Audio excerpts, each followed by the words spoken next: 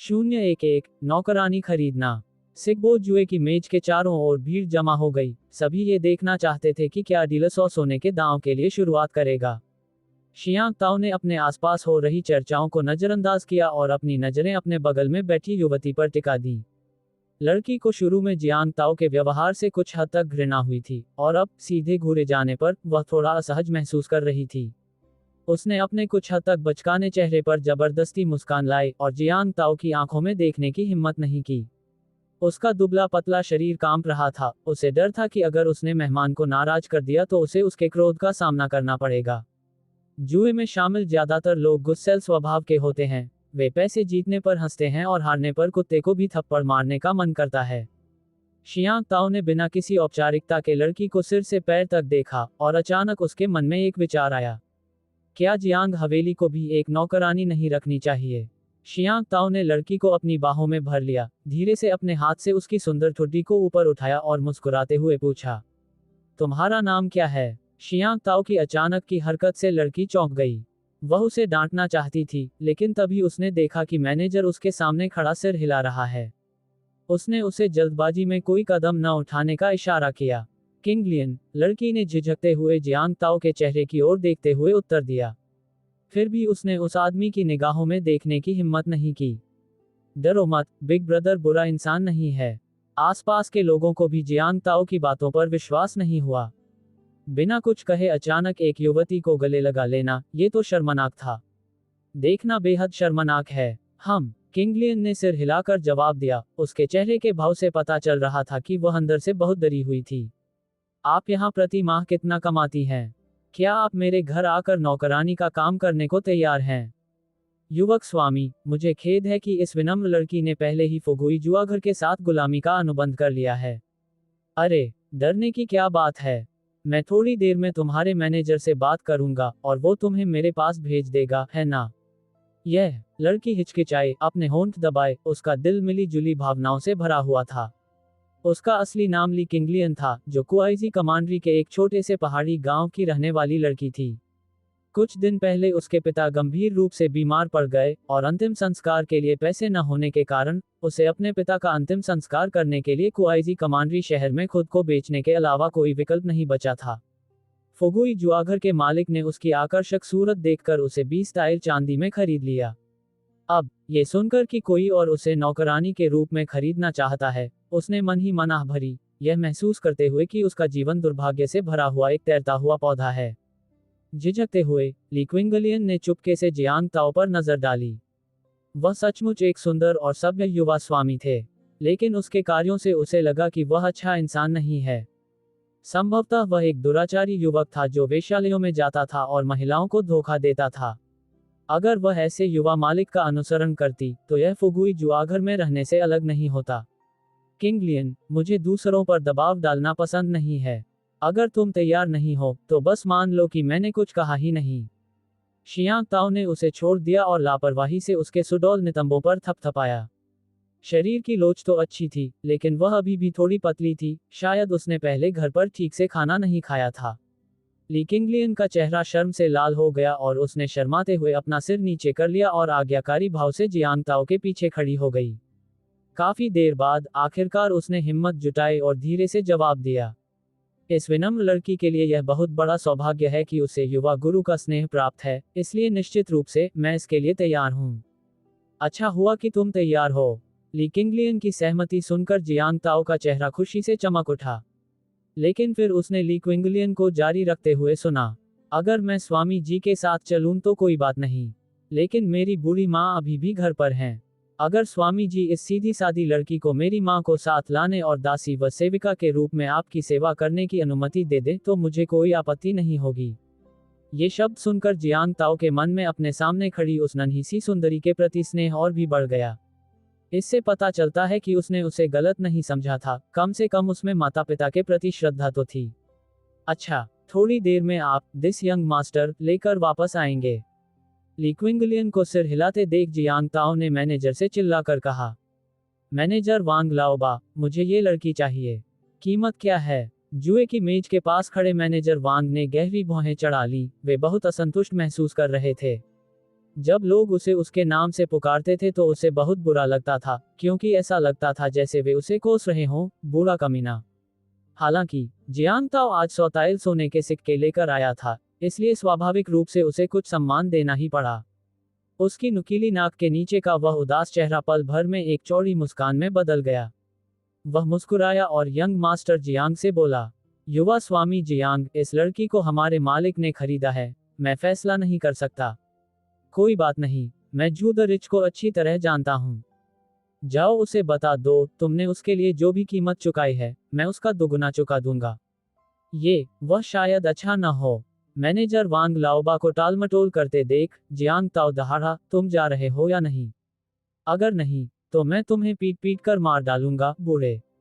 Manager वांग लाओबा चौंके नहीं, लेकिन पास ही खड़ी ली किंगलियन डर के मारे उछल पड़ी। वह मन ही मन सोच रही थी, मैं अजगर की मान से बचकर निकली हूँ, लेकिन सीधे बाघ की गुफा में आ गई हूँ। ठीक है, युवा स्वामी जियांग, कृपया एक पल रुकिए। उन्होंने मौखिक रूप से सहमति जताई, लेकिन जैसे ही वे मुड़े, मैनेजर वांग लाओबा के चेहरे पर फिर से उदासी छा गई। उसने मन ही मन कोसना शुरू कर दिया। शियांग ताओ, देखते हैं तुम कब तक इतने आत्मसंतुष्ट रह सकते हो। मैनेजर वांग लाओबा के मन में, जियांग ताओ उस तरह का व्यक्ति था जो जुए में अच्छा नहीं था लेकिन खेलना पसंद करता था। उसने अपनी जमीन खो दी, फिर अपना महल, आज के उसके सौताइल सोने के सिक्के भी अंततः फुगुई जुआघर में ही रह जाएंगे। फुगुई जुआघर के भीतरी गलियारे के अंदर कई सेवकों ने झुककर बाहर से मिली खबर जू द रिच को सुनाई। शुरू में जू द रिच का चेहरा शांत था, लेकिन विषय वस्तु सुनने के बाद वह अचानक उत्साहित हो गया। उसने अपनी मूंछों पर हाथ फेरा, उसका चेहरा गंभीर था और वह भीतरी हॉल में इधर उधर टहल रहा था। अचानक दरवाजा बाहर से चरमराते हुए खुल गया। एक टेढ़ी नाक वाला आदमी प्रकट हुआ और तेजी से जू द रिच के पास चला गया।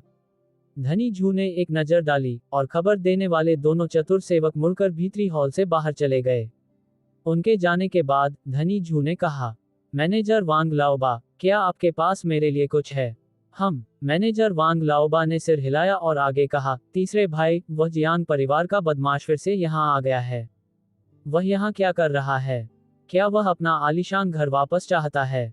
अगर वह यहाँ परेशानी पैदा करने आया है, तो कुछ अच्छे लड़ाके ढूंढो और उसे बाहर निकाल दो। जू द रिच का मतलब स्पष्ट था, भविष्य में उसे ऐसी छोटी मोटी बातों से परेशान मत करो। मैनेजर वांग लाओबा ने तुरंत समझाया, ये हवेली के बारे में नहीं है। इस बदमाश को किसी तरह सौताइल सोने के सिक्के मिल गए और वह सिक्बो खेलने पर अड़ा है, और वह एक ही राउंड में 100 सोने के सिक्के दांव पर लगाना चाहता है। जू द रिच चौंक गया।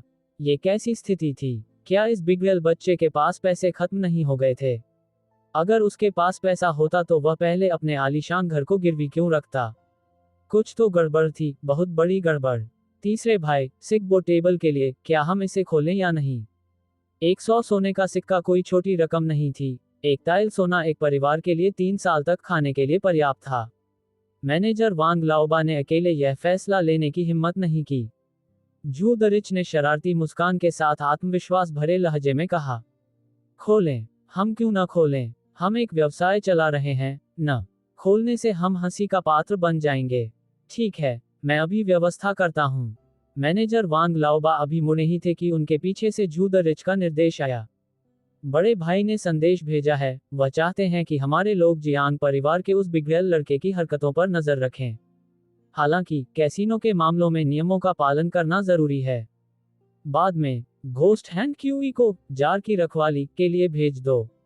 मैनेजर वांग लाओबा ने जवाब दिया कि वह समझ गए हैं और दरवाजा बंद करना न भूलते हुए भीतरी हॉल से बाहर निकल गए। बाहर निकलते समय उसने सोचा, क्या बिग ब्रदर को उस गुप्त नियमावली का पता चल गया है? अब शियांग ताओ घमंडी हो रहा था। उसने अपने दोनों पैर सीधे जुए की मेज पर टिका रखे थे, यहाँ तक कि उसने अपने मोजे भी उतार दिए थे।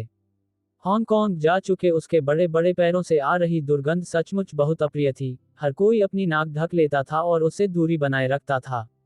उसने दूसरों की घूरती निगाहों पर ध्यान नहीं दिया, कहीं से एक टूथपिक ढूंढी और बड़े सलीके से अपने दांत साफ किए। मैनेजर वांग लाओबा को लौटते देख वह चिल्लाया, मैनेजर वांग लाओबा, आप दिन दहाड़े इतनी देर तक गायब रहे, क्या आप किसी महिला के बिस्तर पर गए थे? हा। शियांग ताओ की बातों से वहां मौजूद जुआरियों में ठहाके लग गए। आप? मैनेजर वांग लाओबा बेहद गुस्से में थे। फिर भी वह खुद को समझाता रहा कि उसे गुस्सा नहीं करना चाहिए, कि ऐसे व्यक्ति पर गुस्सा करना उचित नहीं है। मैनेजर वांग लाओबा का चेहरा मिट्टी के बर्तन की तली की तरह काला देखकर जियांग ताओ और भी ज्यादा उत्तेजित हो गया। मैनेजर वांग लाओबा, क्या आप खोल रहे हैं या नहीं? इस युवा मालिक को जवाब दीजिए। मैनेजर वांग लाओबा ने जियांग ताओ को ठंडी निगाहों से देखा, फिर क्रूपियर की ओर मुड़कर कहा। बॉस ने कहा, उसके लिए दरवाजा खोल दो। वह वास्तव में जियांग ताओ से निपटना नहीं चाहता था, क्योंकि उसे डर था कि वह अपना आपा खो सकता है और गाली गलौज कर सकता है। ये सुनकर कि वह खुलने ही वाला है, जियांग ताओ ने बोलना बंद कर दिया और उसकी निगाहें क्रूपियर की गतिविधियों पर टिक गईं। क्रूपियर ने एक छोटा कप निकाला, उसमें कुछ सफेद बीन्स डाली और जोर से चिल्लाया। अब और कोई शर्त नहीं, शुरू हो रहा है। जैसे ही क्रूपियर की गूंजती हुई आवाज शांत हुई, सभी ने अपने मनचाहे नंबरों पर अपने चांदी के सिक्के फेंक दिए। शियांग ताओ के सोने के थैले में एक बार भी हलचल नहीं हुई, वह स्थिर रूप से 4 संख्या के पैटर्न पर दबा हुआ था। उनका चेहरा पूरी तरह से शांत था, बिल्कुल भी ऐसा नहीं लग रहा था जैसे कोई जुआरी अभी अभी 100 ताइल सोने का दांव लगा रहा हो।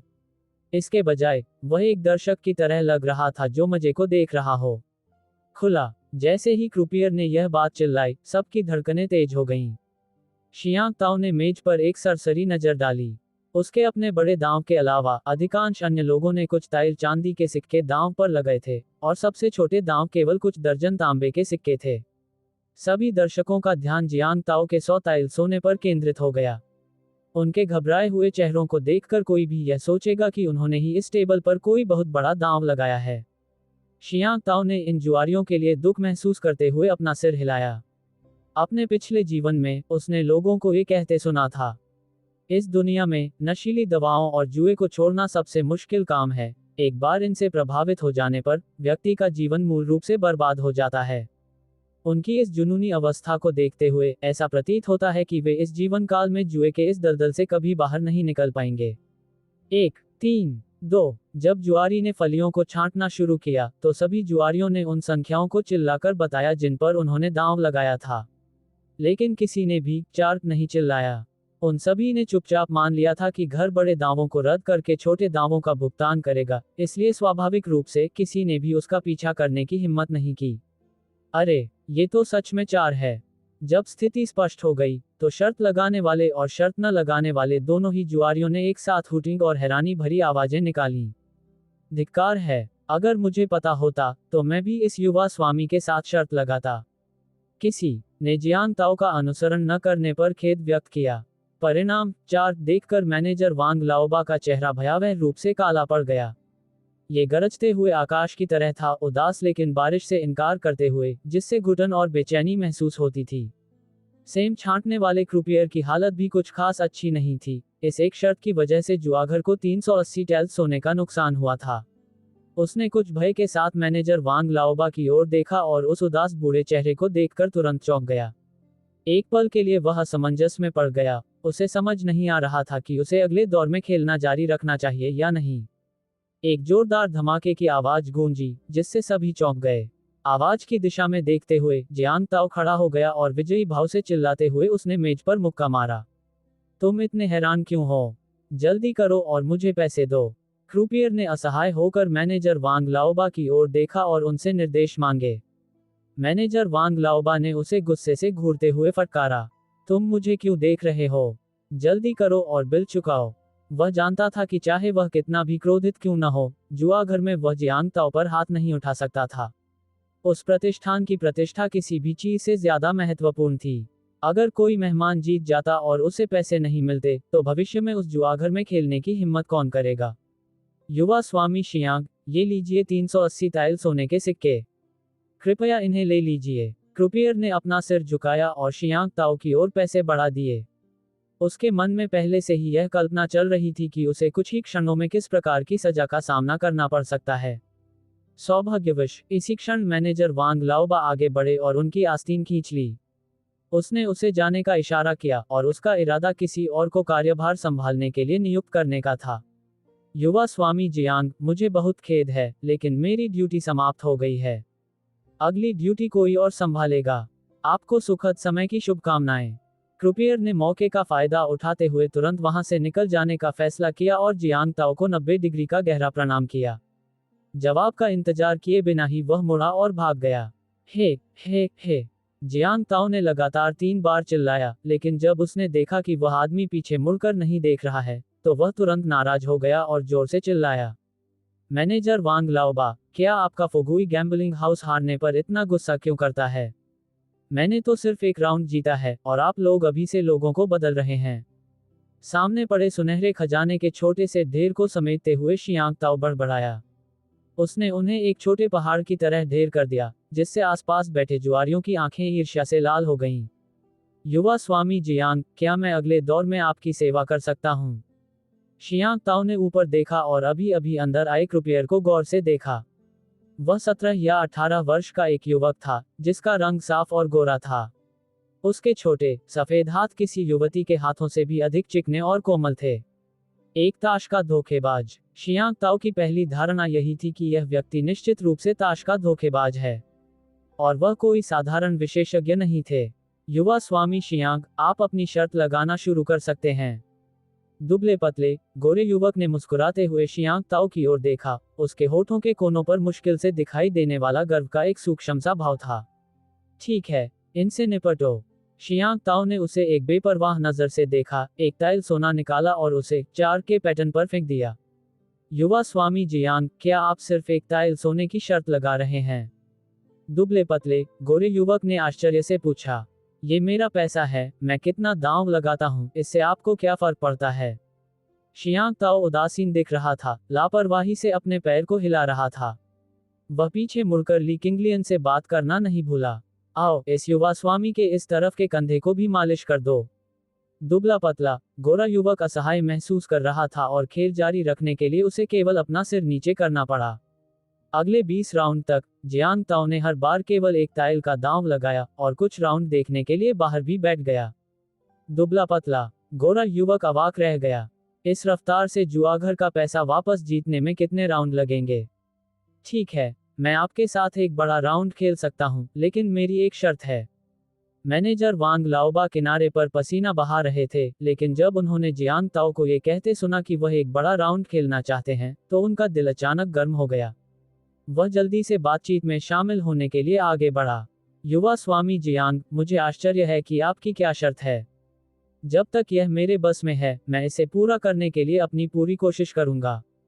दुबला पतला, गोरा युवक इस बात को लेकर भी उत्सुक था कि युवा मालिक क्या शर्त रखेंगे। मेरी शर्त सीधी सादी है, हम एक बड़ा राउंड खेलेंगे। जियांग ताओ खड़ा हुआ और अपने सामने पड़े सोने के छोटे से चमकदार ढेर की ओर इशारा किया। मेरे पास यहाँ 460 टाइल सोना है, मैं इस दौर में अपना सब कुछ दांव पर लगा रहा हूँ। मेरी शर्त यही है। जियांग ताओ ने मुड़कर ली किंगलियन की ओर इशारा करते हुए कहा, उनके पहले के चंचल भाव की जगह एक गंभीर भाव आ गया था। अगर तुम हार जाते हो, तो तुम्हें मुझे उसका अनुबंध भी देना होगा। यह, मैनेजर वांग लाओबा असमंजस में दिखे। अगर कोई और महिला होती तो वह खुद ही फैसला कर लेता, लेकिन ये ली किंगलियन देखने में वाकई बेहद खूबसूरत थी। विशेष रूप से, मालिक झू द रिच ने पहले ही गुप्त रूप से उसे अपनी 18वीं रखेल के रूप में नामित कर दिया था। युवा स्वामी जियांग, मुझे इस मामले में अपने बॉस से निर्देश लेने होंगे। तो चलो, जल्दी करो। मेरी खुशखबरी में देरी मत करो, मुझे आज रात शादी में जाना है। हा। शियांग ताओ के शब्दों से आसपास बैठे दर्शक ठहाके लगाकर हंसने लगे। शियांग ताओ को जानने वाले कुछ लोग तो उनके बारे में चर्चा भी कर रहे थे। मैंने सुना है कि इस लड़के का लिंग गधे जैसा है, वह बेचारी लड़की शायद आज रात रोएगी।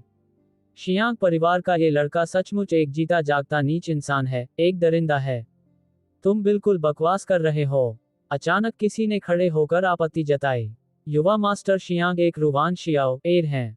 गधे की तरह लटके होने का क्या फायदा? वो शायद लड़की के चेहरे पर ही लार टपकाएंगे।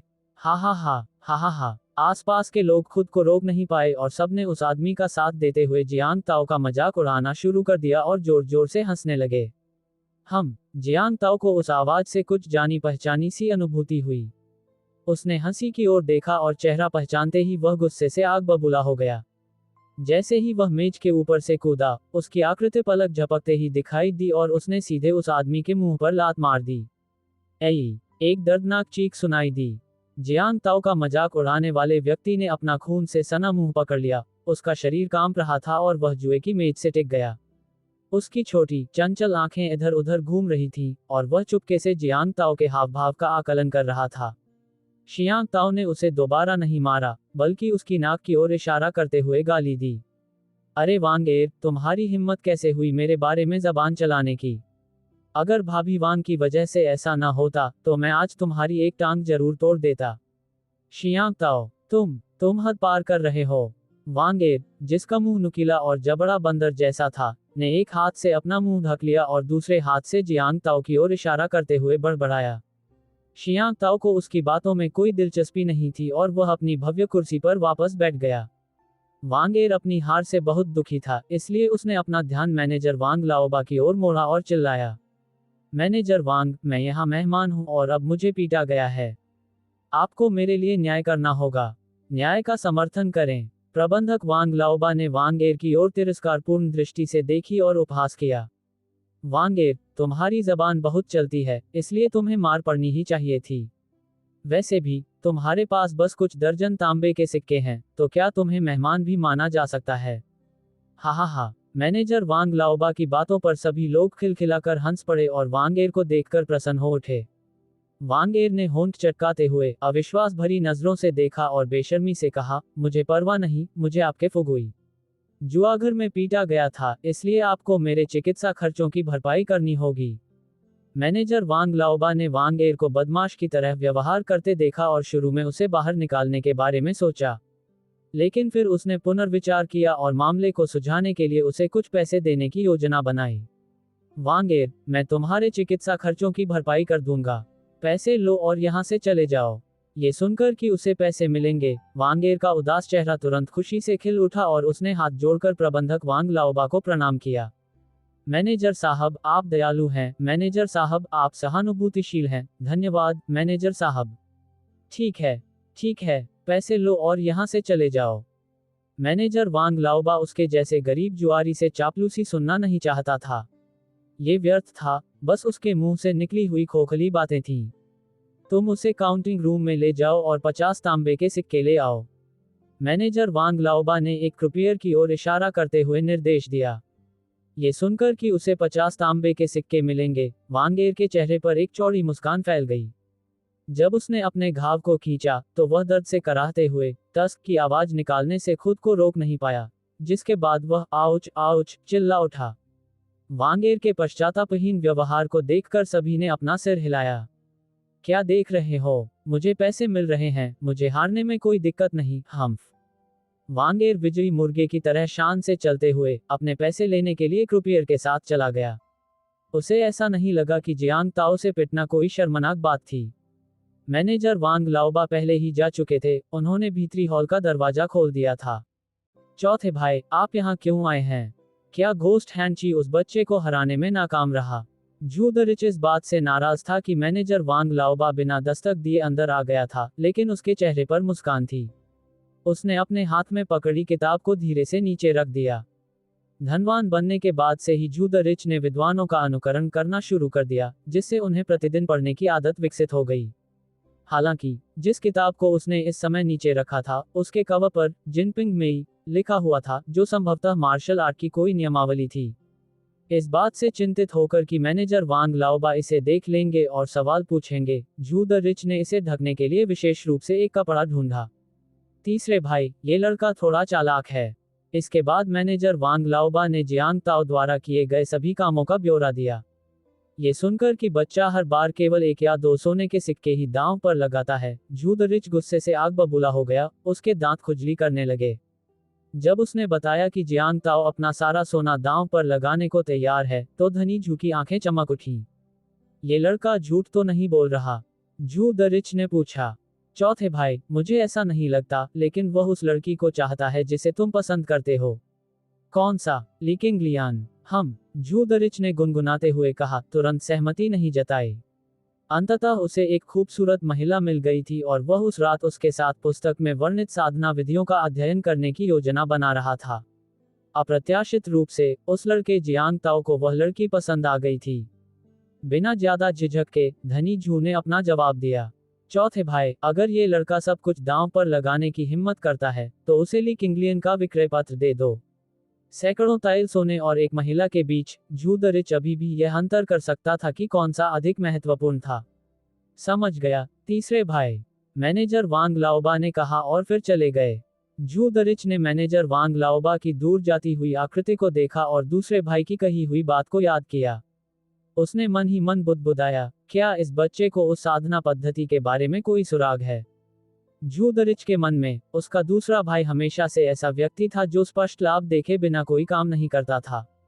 चूंकि वह जियांग ताओ को पकड़ना चाहता था, इसलिए उसके पास कुछ ऐसी जानकारी जरूर होगी जो झू द रिच को नहीं पता थी। हॉल में शियांग ताओ ने मैनेजर वांग लाओबा को अपनी ओर तेजी से आते देखा और बनावटी मुस्कान के साथ पूछा, तो मैनेजर वांग लाओबा, क्या आप ली किंगलियन का बिक्रीनामा लेकर आए हैं? युवा स्वामी जियांग, ये यही है। प्रबंधक वांग लाओबा ने झट से अपनी छाती से एक बिल्कुल नया बिक्रीनामा निकाला, मानो उन्हें डर हो कि जियांग ताओ तुरंत अपना सोना जेब में डालकर भाग जाएगा।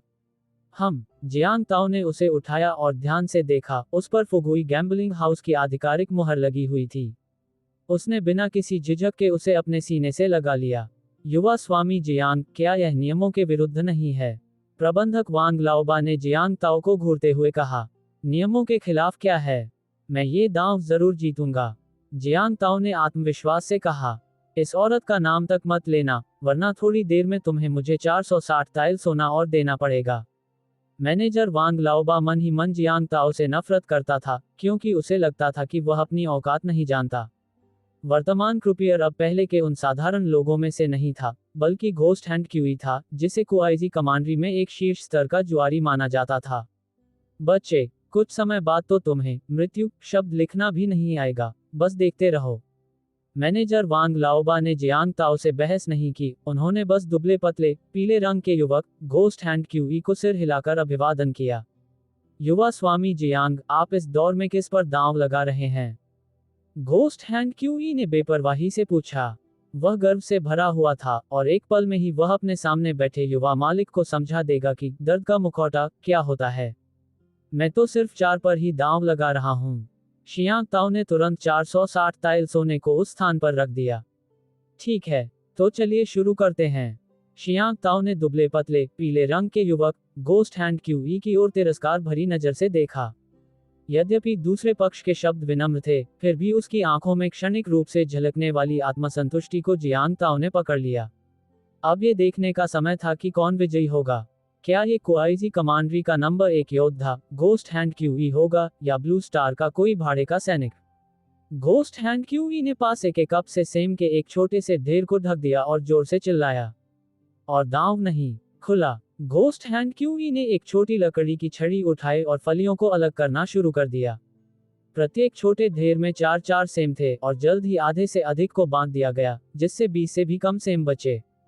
शियांग ताओ ने उन पर एक नजर डाली और पाया कि सेम ठीक 4 के गुणक थे। घोस्ट हैंड क्यूई ने भी इसे देखा और जैसे ही वह उनमें छेड़छाड़ करने वाला था, तभी अचानक उसे असहनीय दर्द हुआ। फिर उसने गुस्से से भरी निगाहों से जियांग ताओ को देखते हुए चीख मारी। युवा स्वामी जियांग, आपने मुझे क्यों मारा? जिस छोटे पत्थर ने अभी अभी उसकी कलाई पर प्रहार किया था, उसे जियांग ताओ ने फेंका था। माफ कीजिए, मुझसे गलती से गोली चल गई, जियांग ताओ ने बेपरवाही से कहा और मासूमियत से अपने कंधे उचका दिए। उसके चेहरे पर ऐसा भाव था जो स्पष्ट रूप से कह रहा था, मैंने ये जानबूझकर किया है, तुम इसके बारे में क्या करोगे? तुम। घोस्ट हैंड क्यूई का चेहरा दबी हुई क्रोध से लाल हो गया और उसने फिर से फलियों को अलग करने के लिए छड़ी उठाने की कोशिश की, लेकिन उन्होंने पाया कि उनकी कलाई को उठाया भी नहीं जा सकता था। पफ। जियांग ताओ के पीछे खड़ी ली किंगलियन अपनी हंसी नहीं रोक पाए। शियांग ताओ ने बिना किसी औपचारिकता के उसके सुडौल और मजबूत नितंबों पर थप्पड़ मारा। गंभीर हो जाओ, लड़की। अगर मैं हार गया, तो मैं तुम्हारी रक्षा नहीं कर पाऊंगा। शर्म से ली किंगलियन के सुंदर गालों पर लाली छा गई। उसने दोबारा आवाज निकालने की हिम्मत नहीं की। तुम दोनों यूं ही बेकार क्यों खड़े हो? जल्दी करो और सेम बांटने में मदद करो। जियांग ताओ ने अपने बगल में खड़े क्रूपियरों से आग्रह किया। यह दोनों परेशान दिखे और एक साथ मैनेजर वांग लाओबा की ओर मुड़े। मैनेजर वांग लाओबा ने सख्ती से कहा, तुम मुझे क्यों देख रहे हो? जाओ मदद करो। इस रोमांच को देख रहे जुआरी आपस में चर्चा करने लगे कि अभी अभी क्या हुआ था। युवा मास्टर जियांग को हारने का डर था, इसलिए उसने जानबूझकर किसी को मारा। शायद यही बात है। मैंने सुना है कि पिछली बार उन्होंने अपनी बड़ी संपत्ति का मालिकाना हक खो दिया था। आपकी खबर पुरानी है। हमारे युवा स्वामी जियांग ने पहले ही अपने परिवार के सभी खेत खो दिए थे। आज ये 100 ताइल सोना भी जुए के अड्डे को ही दिया जाएगा। क्या आप सहमत नहीं हैं? हा हा हा, बिल्कुल सही। हा हा हा। जब किसी ने शियांग ताओ के अतीत के कारनामों का वर्णन किया तो सब लोग खिलखिलाकर हंस पड़े। अब उन्हें इस जुए के परिणाम से कोई उम्मीद नहीं रह गई थी। इस जुए के खेल के क्रुपियर को कई लोग पहचानते थे। वह कुआईजी कमांड्री में नंबर 1 घोस्ट हैंड था। उनके कार्यकाल में फुगुई गैम्बलिंग हाउस से कोई भी एक पैसा भी नहीं जीत पाया था। अब जबकि घोस्ट हैंड क्यूई का हाथ घायल हो गया है, क्या इससे जुए के परिणाम पर असर पड़ेगा? सभी लोग मन ही मन अटकलें लगा रहे थे। दोनों क्रुपियर परेशान दिख रहे थे। हालांकि उनकी कुशलता घोस्ट हैंड ची की तुलना में कम थी, फिर भी उन्होंने अपने सामने रखे 20-30 सेमों को एक नज़र में ही पहचान लिया। परिणाम केवल 4 ही हो सकता था, जिसका मतलब था कि फुगुई गैम्बलिंग हाउस की हार निश्चित थी। वे 3.8 गुना 460 टैल सोने की जिम्मेदारी नहीं उठा सके। मैनेजर वांग लाओबा, क्यों न हम खोलने से पहले थोड़ा इंतजार करें? एक उम्रदराज क्रूपियर ने कहा और बचे हुए बीन्स को डाइस कप से ढकने के लिए आगे बढ़ा। डोंग, एक छोटा सा कंकड़ उड़कर आया और सीधे पासे के कप को दूर गिरा दिया। जिस व्यक्ति ने हमला किया, वह निस्संदेह जियांग ताओ था। इस क्षण, वह गुस्से से खड़ा हो गया, मैनेजर वांग लाओबा की ओर उंगली करके गाली देने लगा।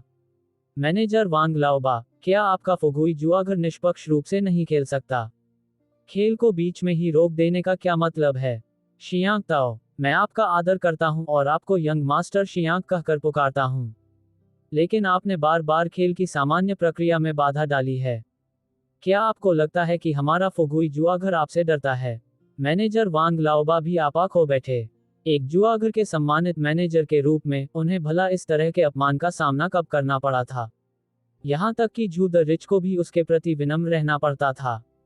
शियांग ताओ खड़ा हुआ और अपने आसपास के लोगों से जोर से घोषणा की, आप सभी फुगुई जुआघर के नियमित ग्राहक हैं। आज यहाँ मेरे साथ, यानी जियांग ताओ के साथ, जो भी संदिग्ध घटनाएं घटी हैं, वे भविष्य में आपके साथ भी घटित हो सकती हैं। इसलिए, मैं आप सभी से मेरा समर्थन चाहता हूँ। आज फुगुई जुआघर को हमें न्याय दिलाना ही होगा। तुरंत जुआ खेलना जारी रखें। शियांग ताओ इतना आत्मविश्वासी था कि उसे दूसरे पक्ष द्वारा धोखाधड़ी किए जाने का कोई डर नहीं था। अगर किसी ने छेड़छाड़ करने की हिम्मत की, तो वह एक पत्थर से उसका हाथ तोड़ने में जरा भी संकोच नहीं करेगा। शुरू में तो दर्शक सिर्फ उत्सुक थे, लेकिन जियांग ताओ की बात सुनने के बाद उन्हें लगा कि उसकी बात में दम है। इसलिए वे जियांग ताओ के साथ मिलकर चिल्लाने लगे, बीन्स गिनना जारी रखो। ठीक है, टालमटोल करने या वादे से मुकरने की कोशिश मत करो। जल्दी से हिसाब किताब कर लो, वरना तुम्हारा फुगुई जुआघर धोखा दे रहा है और संदिग्ध गतिविधियों में शामिल है। मैनेजर वांग लाओबा ने सोचा कि वह जितना संभव हो सके देरी कर सकता है, इस उम्मीद में कि घोस्ट हैंड क्यूई का हाथ ठीक हो जाएगा। अब, लोगों का ये समूह बहुत हंगामा कर रहा था, और जनमत बहुत शक्तिशाली था। कुछ 100 ताइल सोने की तुलना में फुगुई जुआघर की प्रतिष्ठा कहीं अधिक महत्वपूर्ण थी। इसलिए, उनके पास मजबूरी में यही कहने के अलावा कोई चारा नहीं था। सब लोग चिंता न करें। मेरे फुगुई गैम्बलिंग हाउस ने हमेशा अपनी प्रतिष्ठा को महत्व दिया है और युवा और वृद्ध सभी के साथ निष्पक्ष व्यवहार किया है। सिर्फ बातें करने से क्या फायदा? जल्दी से हिसाब लगाओ, बकवास बंद करो। इस बार तो जियांग ताओ ने कुछ बोला भी नहीं, और दर्शक पहले ही मैनेजर वांग लाओबा से भिड़ने लगे थे। बिल्कुल सही, हिसाब किताब कर लो, वरना कोई साजिश है। बिल्कुल, अगर तुम पैसे गिनने की हिम्मत नहीं करोगे, तो मैं फिर कभी फुगुई गैम्बलिंग हाउस नहीं आऊंगा। ... दर्शक उत्तेजित थे, उनकी थूक से मैनेजर वांग लाओबा लगभग डूब ही गए थे। मैनेजर वांग लाओबा, ये, सामने खड़े क्रुपियर ने मैनेजर वांग लाओबा से उनका फैसला पूछा। अभी अभी, दोनों क्रुपियर घोस्ट हैंड क्यूई के दोनों ओर खड़े थे। अधिक अनुभवी क्रुपियर ने फलियों को ढकने का इरादा किया था, लेकिन जियांग ताओ के कंकड़ से वह चौंक गया और अब वह कोई भी छोटी हरकत करने की हिम्मत नहीं कर रहा था। मैनेजर वांग लाओबा ने घोस्ट हैंड क्यूई की ओर देखा। घोस्ट हैंड क्यूई ने असहायता से अपना सिर हिलाया, जिससे ये संकेत मिला कि वह शक्तिहीन था। अभी अभी शियांग ताओ का प्रहार इतना जोरदार था कि उसका दाहिना हाथ कम से कम आधे महीने तक काम नहीं कर पाएगा। अफसोस, मैनेजर वांग लाओबा ने मन ही मन गहरी आह भरी और सहमति में केवल सिर हिला सके। 4 4 4। अब सबका नारा आश्चर्यजनक रूप से एक जैसा था, सब लोग 4 चिल्ला रहे थे। ये देखकर कि इन लोगों ने वास्तव में फुगुई गैम्बलिंग हाउस पर जन दबाव बनाया था, जियांग ताओ ने हल्की सी मुस्कान दी। मैनेजर वांग लाओबा, क्या आप अब भी मेरे साथ खेलना चाहते हैं? आप अभी थोड़े अनुभवहीन हैं। जो बात दूसरों को नहीं पता थी, वह ये थी कि अपने पिछले जीवन में, जियांग ताओ ने एक बार लास वेगास में अपने जुए के कौशल से रातों रात 25 मिलियन अमेरिकी डॉलर जीते थे।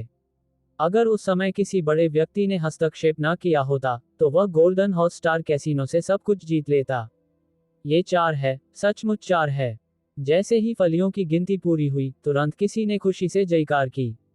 उसका उत्साह ऐसा था मानो मेज पर रखा सोना उसी का हो। अद्भुत! मुझे विश्वास नहीं हो रहा कि महज 3 दिनों के भीतर, युवा स्वामी जियांग, जो बुरे स्वभाव के होने के साथ साथ जुआ खेलने के शौकीन भी हैं, ने लगातार 2 बार अपनी पूरी रकम दांव पर लगा दी। बिल्कुल सही, और सबसे अहम बात यह है कि वो दोनों बार जीत गया। बहुत गुस्सा आया, मैंने उसके साथ शर्त नहीं लगाई। अरे बाप रे, उसने इतनी जल्दी 1000 से ज्यादा सोने के सिक्के कमा लिए। यंग मास्टर जियांग तो कमाल के हैं। दूसरी ओर, क्रूपियर का चेहरा इतना बदसूरत था मानो उसके अपने पिता की मृत्यु हो गई हो। वही हिसाब किताब रखता था, और जब कैसीनो किसी पर दोष मरता था, तो उसे निश्चित रूप से उसका हिस्सा मिलता था। जब मैनेजर वांग लाओबा ने शियांग ताओ को दोबारा जीतते देखा तो वह बेहद गुस्से में आ गए। प्रबंधक वांग लाओबा, आप देखिए। देखो क्या, तुम्हारी माँ। जल्दी भुगतान करो। मैनेजर वांग लाओबा ने गुस्से में एक वाक्य कहा और पीछे मुड़े बिना भीतरी हॉल की ओर चल दिए। क्या देख रहे हो? जल्दी भुगतान करो। जियांग ताओ ने अचंभित क्रूपियर से आग्रह किया। भुगतान करें। ठीक है, जल्दी करो, जल्दी करो। युवा मास्टर जियांग बहुत शक्तिशाली हैं। इन लोगों ने सोने के विशाल ढेर को जियांग ताओ की बाहों में जाते हुए देखकर क्रूपियर को भुगतान करने के लिए प्रेरित करने में मदद की। सभी लोग चिल्लाए, युवा स्वामी जियांग शक्तिशाली हैं, युवा स्वामी जियांग अद्भुत हैं। क्योंकि सभी को पता था कि जब कोई जुआरी पैसा जीतता है, तो वह अक्सर मुनाफे का कुछ हिस्सा सभी के साथ बांटता है। शियांग ताओ कंजूस नहीं था। उसने 2 ताइल सोने के सिक्के निकाले और क्रूपियर की ओर फेंकते हुए मुस्कुराते हुए कहा, इसे बांट लो और इस मेज पर बैठे हर किसी को, तुम दोनों को भी, हिस्सा दे दो। शियांग ताओ स्वाभाविक रूप से उन 2 क्रूपियरों का जिक्र कर रहा था जो घोस्ट हैंड क्यूई के बगल में खड़े थे। और तुम? जियांग ताओ ने फिर घोस्ट हैंड क्यूई की ओर इशारा किया। इस बूढ़े आदमी को इसकी परवाह नहीं है। घोस्ट हैंड क्यूई के होंठ फड़फड़ाए और उसने दृढ़ता से जवाब दिया। सभी के आश्चर्यचकित निगाहों के बीच, जियांग ताओ ने 10 ताइल सोने के सिक्के निकाले और उन्हें भूत हाथ की ची के सामने फेंक दिया। भाई, इसे ले लो। तुम्हारी मदद के बिना मैं इतना नहीं जीत पाता। बोलने के बाद, उसने सोने को एक बोरी में रखा और पीछे मुड़े बिना फुगुई जुआघर के प्रवेश द्वार की ओर चल दिया। उनके पीछे जुआघर की छोटी सी खूबसूरत लड़की ली किंगलियन चल रही थी। इस बार जुआघर में, जियांग ताओ ने अपने पहले दांव पर 380 ताइल और अपने दूसरे दांव पर 1740 ताइल जीते। कुल मिलाकर उन्होंने 2120 ताइल सोना कमाया, जो एक बहुत बड़ा लाभ था। सचमुच, 10 साल की कड़ी मेहनत व्यर्थ गई। एक दिन डीलर बनकर देश का पति बनने का मौका मिला। ये बच्चा मुझे फंसाने की कोशिश कर रहा है। घोस्ट हैंड क्यूई को यह एहसास तो हो गया, लेकिन उसके पास समझाने का समय ही नहीं था। जुआघर से 2 गुंडे चलकर आए और ठंडे लहजे में बोले, बॉस जू, तुम्हें ढूंढ रहे हैं। इससे पहले कि घोस्ट हैंड क्यूई कुछ समझा पाता, वे उसे घसीटकर भीतरी हॉल की ओर ले गए। कुछ लोग उत्साह को समाप्त नहीं होने देना चाहते थे, इसलिए उन्होंने चिल्लाकर कहा, वाह, बेहद संदिग्ध लेन देन। घोस्ट हैंड क्यूई ने यंग मास्टर जियांग के साथ मिलकर फुगुई गैम्बलिंग हाउस को उसके पैसों से धोखा देने की साजिश रची। जहां तक जियांग ताओ की बात है, वह सबकी ईर्ष्या भरी निगाहों के बीच गरिमापूर्ण ढंग से वहां से चले गए। जहां तक घोस्ट हैंची की बात है, उस दिन के बाद से कुआईजी कमांड्री में किसी ने भी उसे दोबारा नहीं देखा। टाइगर झाओ जुआघर के प्रवेश द्वार पर बेचैनी से चक्कर लगा रहा था। जैसे ही उसने अंदर जाकर जांच करने का साहस जुटाया, वह सीधे जियांग ताओ से टकरा गया, जो अभी अभी बाहर आया था। उन्होंने तुरंत माफी मांग ली। माफ कीजिए, मेरा आपसे टकराने का इरादा नहीं था। शियांग ताओ, टाइगर झाओ के सरल स्वभाव को देखकर खुश हो गया। उसने जानबूझकर अलग आवाज निकाली और धमकी दी, आपकी मुलाकात इस युवा मालिक से हो गई। अगर आपने आज 10 ताइल चांदी नहीं दी, तो आप यहां से नहीं जा पाएंगे। अरे, इतना ज्यादा? टाइगर झाओ चौंक गया। उसने ऊपर देखा और महसूस किया कि जियांग ताओ बोल रहा है, और गुस्से से बोला, अरे बदमाश बच्चे, तुम्हारी हिम्मत कैसे हुई अपने भाई टाइगर से मजाक करने की? देखो, मैं तुम्हें पीट पीट कर मार डालता हूँ या नहीं। टाइगर झाओ गुस्से और शर्म से लाल हो गया। वह झल्लाकर जियांग ताओ पर मुक्का मारने के लिए आगे बढ़ा, लेकिन उसका मुक्का ही लग गया। उसने खुद को छुड़ाने की कोशिश की, लेकिन हिल नहीं पा रहा था। सदमे से उसका मुंह खुला रह गया, इतना चौड़ा कि उसमें एक स्टीम्ड बन समा जाए। शियांग ताओ, छोड़ दो। ठीक है, लेकिन तुम्हें वादा करना होगा कि तुम मुझे अब और नहीं मारोगे। टाइगर झाओ ने अपना हाथ पीछे खींच लिया, उसकी कलाई थोड़ी सुन्न महसूस हुई। वह मन ही मन सदमे में था। वाजी गांव में वह अपनी जबरदस्त ताकत के लिए जाना जाता था, फिर भी इस बच्चे ने उसे इतनी कसकर पकड़ लिया कि वह पलटवार भी नहीं कर सका। क्या इसका मतलब यह नहीं था कि उसकी ताकत उसकी अपनी ताकत से भी कहीं अधिक थी? तभी टाइगर झाओ ने देखा कि एक युवती जियांग ताओ के पीछे पीछे आ रही है। उसने संदेह से पूछा, ये लड़की कौन है? शियांग ताओ चौंक गया। वह वास्तव में उसे टाइगर झाओ से मिलवाना भूल गया था। उसका नाम किंगलियन है। मैंने उसे हवेली में नौकरानी के रूप में ले जाने के लिए खरीदा था। ओह, टाइगर झाओ ने धीमी आवाज में कहा, लेकिन फिर उसे एहसास हुआ कि कुछ गड़बड़ है। क्या इस लड़के ने अपने परिवार की सारी दौलत लुटा नहीं दी? फिर भी उसके पास नौकरानी रखने के लिए पैसे कैसे बचे हैं? हालांकि, चूंकि यह किसी और का पारिवारिक व्यवसाय था, इसलिए टाइगर झाओ ने बहुत ज्यादा दखलंदाजी करना उचित नहीं समझा। उसने उसे बस इतना याद दिलाया, क्या सिस्टर यू वेई को इसके बारे में पता है? शियांग ताओ ने वास्तव में इस बारे में सोचा ही नहीं था, वह तो बस एक नौकरानी की तलाश कर रहा था। वह यू वेई को घर के कुछ कामों में मदद कर सकती थी, इसलिए उसने मान लिया कि उसे कोई आपत्ति नहीं होगी।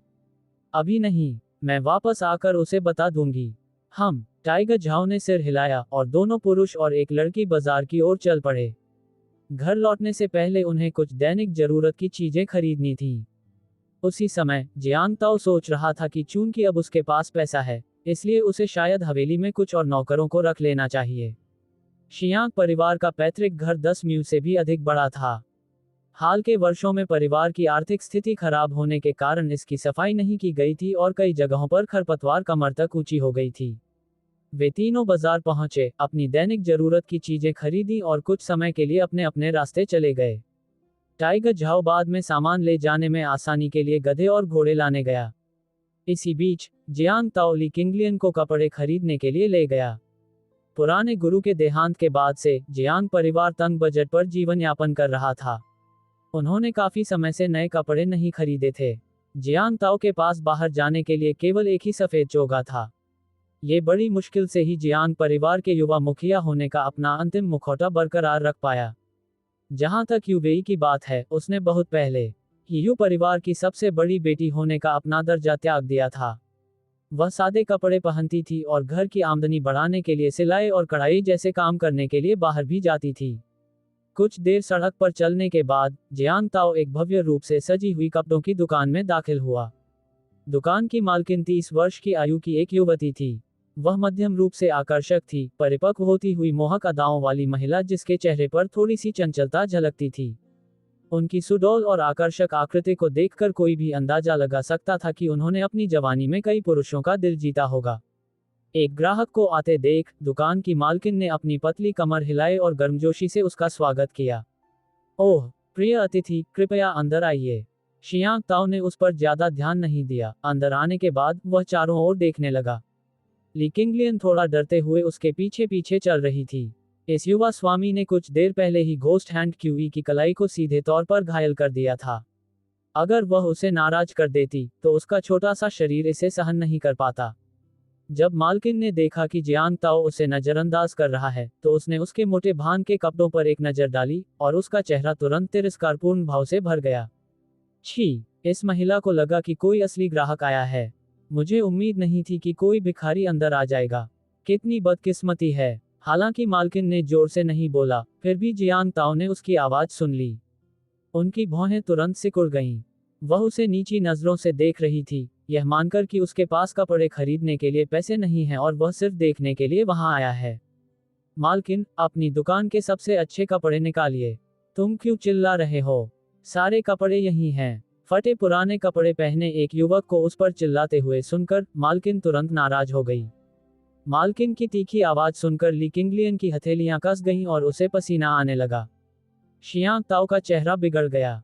उसने टंगे कपड़ों की ओर इशारा करते हुए जोर से कहा, क्या आप इन्हें भान के कपड़े कहते हैं? ये तो कचरे का ढेर हैं।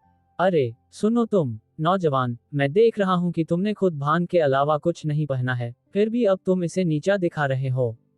मेरे पास रेशम और मिंक तो हैं, लेकिन मुझे डर है कि कुछ लोग इसकी कीमत वहन नहीं कर पाएंगे। दुकान की मालकिन काउंटर के पीछे बैठी थी और लगातार बड़बड़ाते हुए जियांग ताओ को डांट रही थी, साथ ही बेपरवाही से तरबूज के बीज फोड़ रही थी। उसका कपड़े लाने के लिए उठने का कोई इरादा नहीं था। किंगलियन, चलो चलते हैं। शियांग ताओ को उससे बहस करने की कोई जरूरत नहीं लगी। उसने किंगलियन का छोटा हाथ पकड़ा और दुकान से बाहर निकल गया। वह मुड़ा और बगल में स्थित उतनी ही शानदार ढंग से सजी हुई कपड़ों की दुकान में प्रवेश कर गया।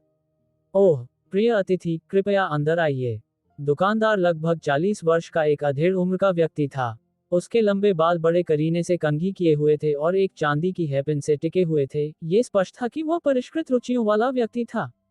वह तब से देख रहा था जब जियांग ताओ बगल वाली दुकान में दाखिल हुआ।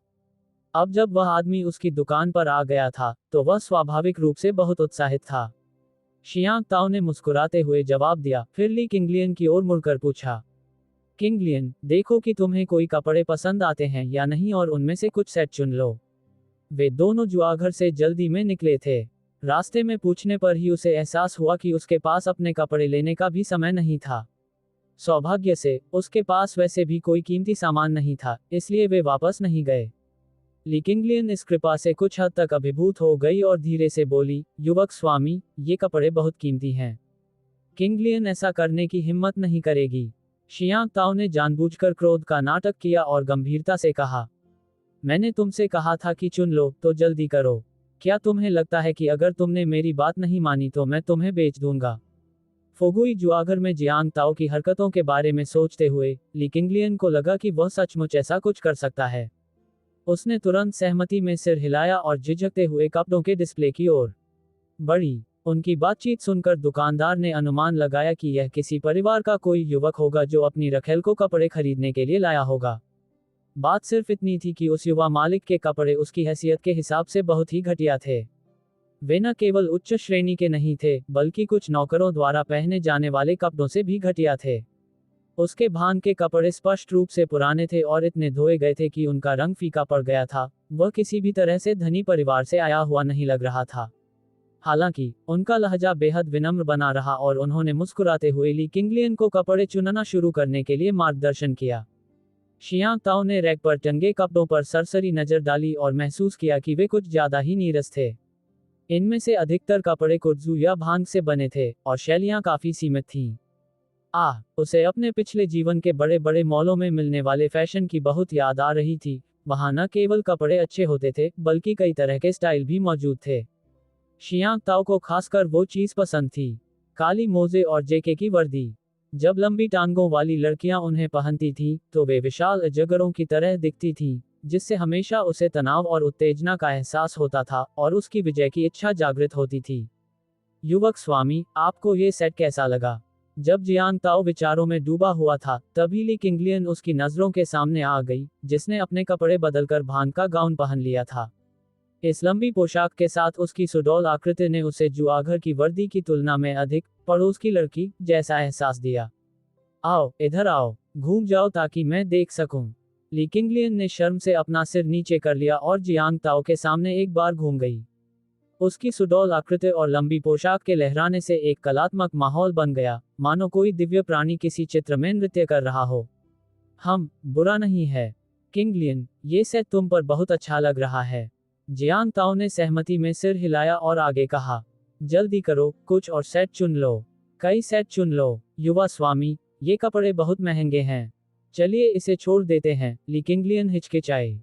अरे, देखो तो जरा, अब भी बड़े मालिक होने का नाटक कर रहे हो। दुकानदार ली, जरा सावधान रहो।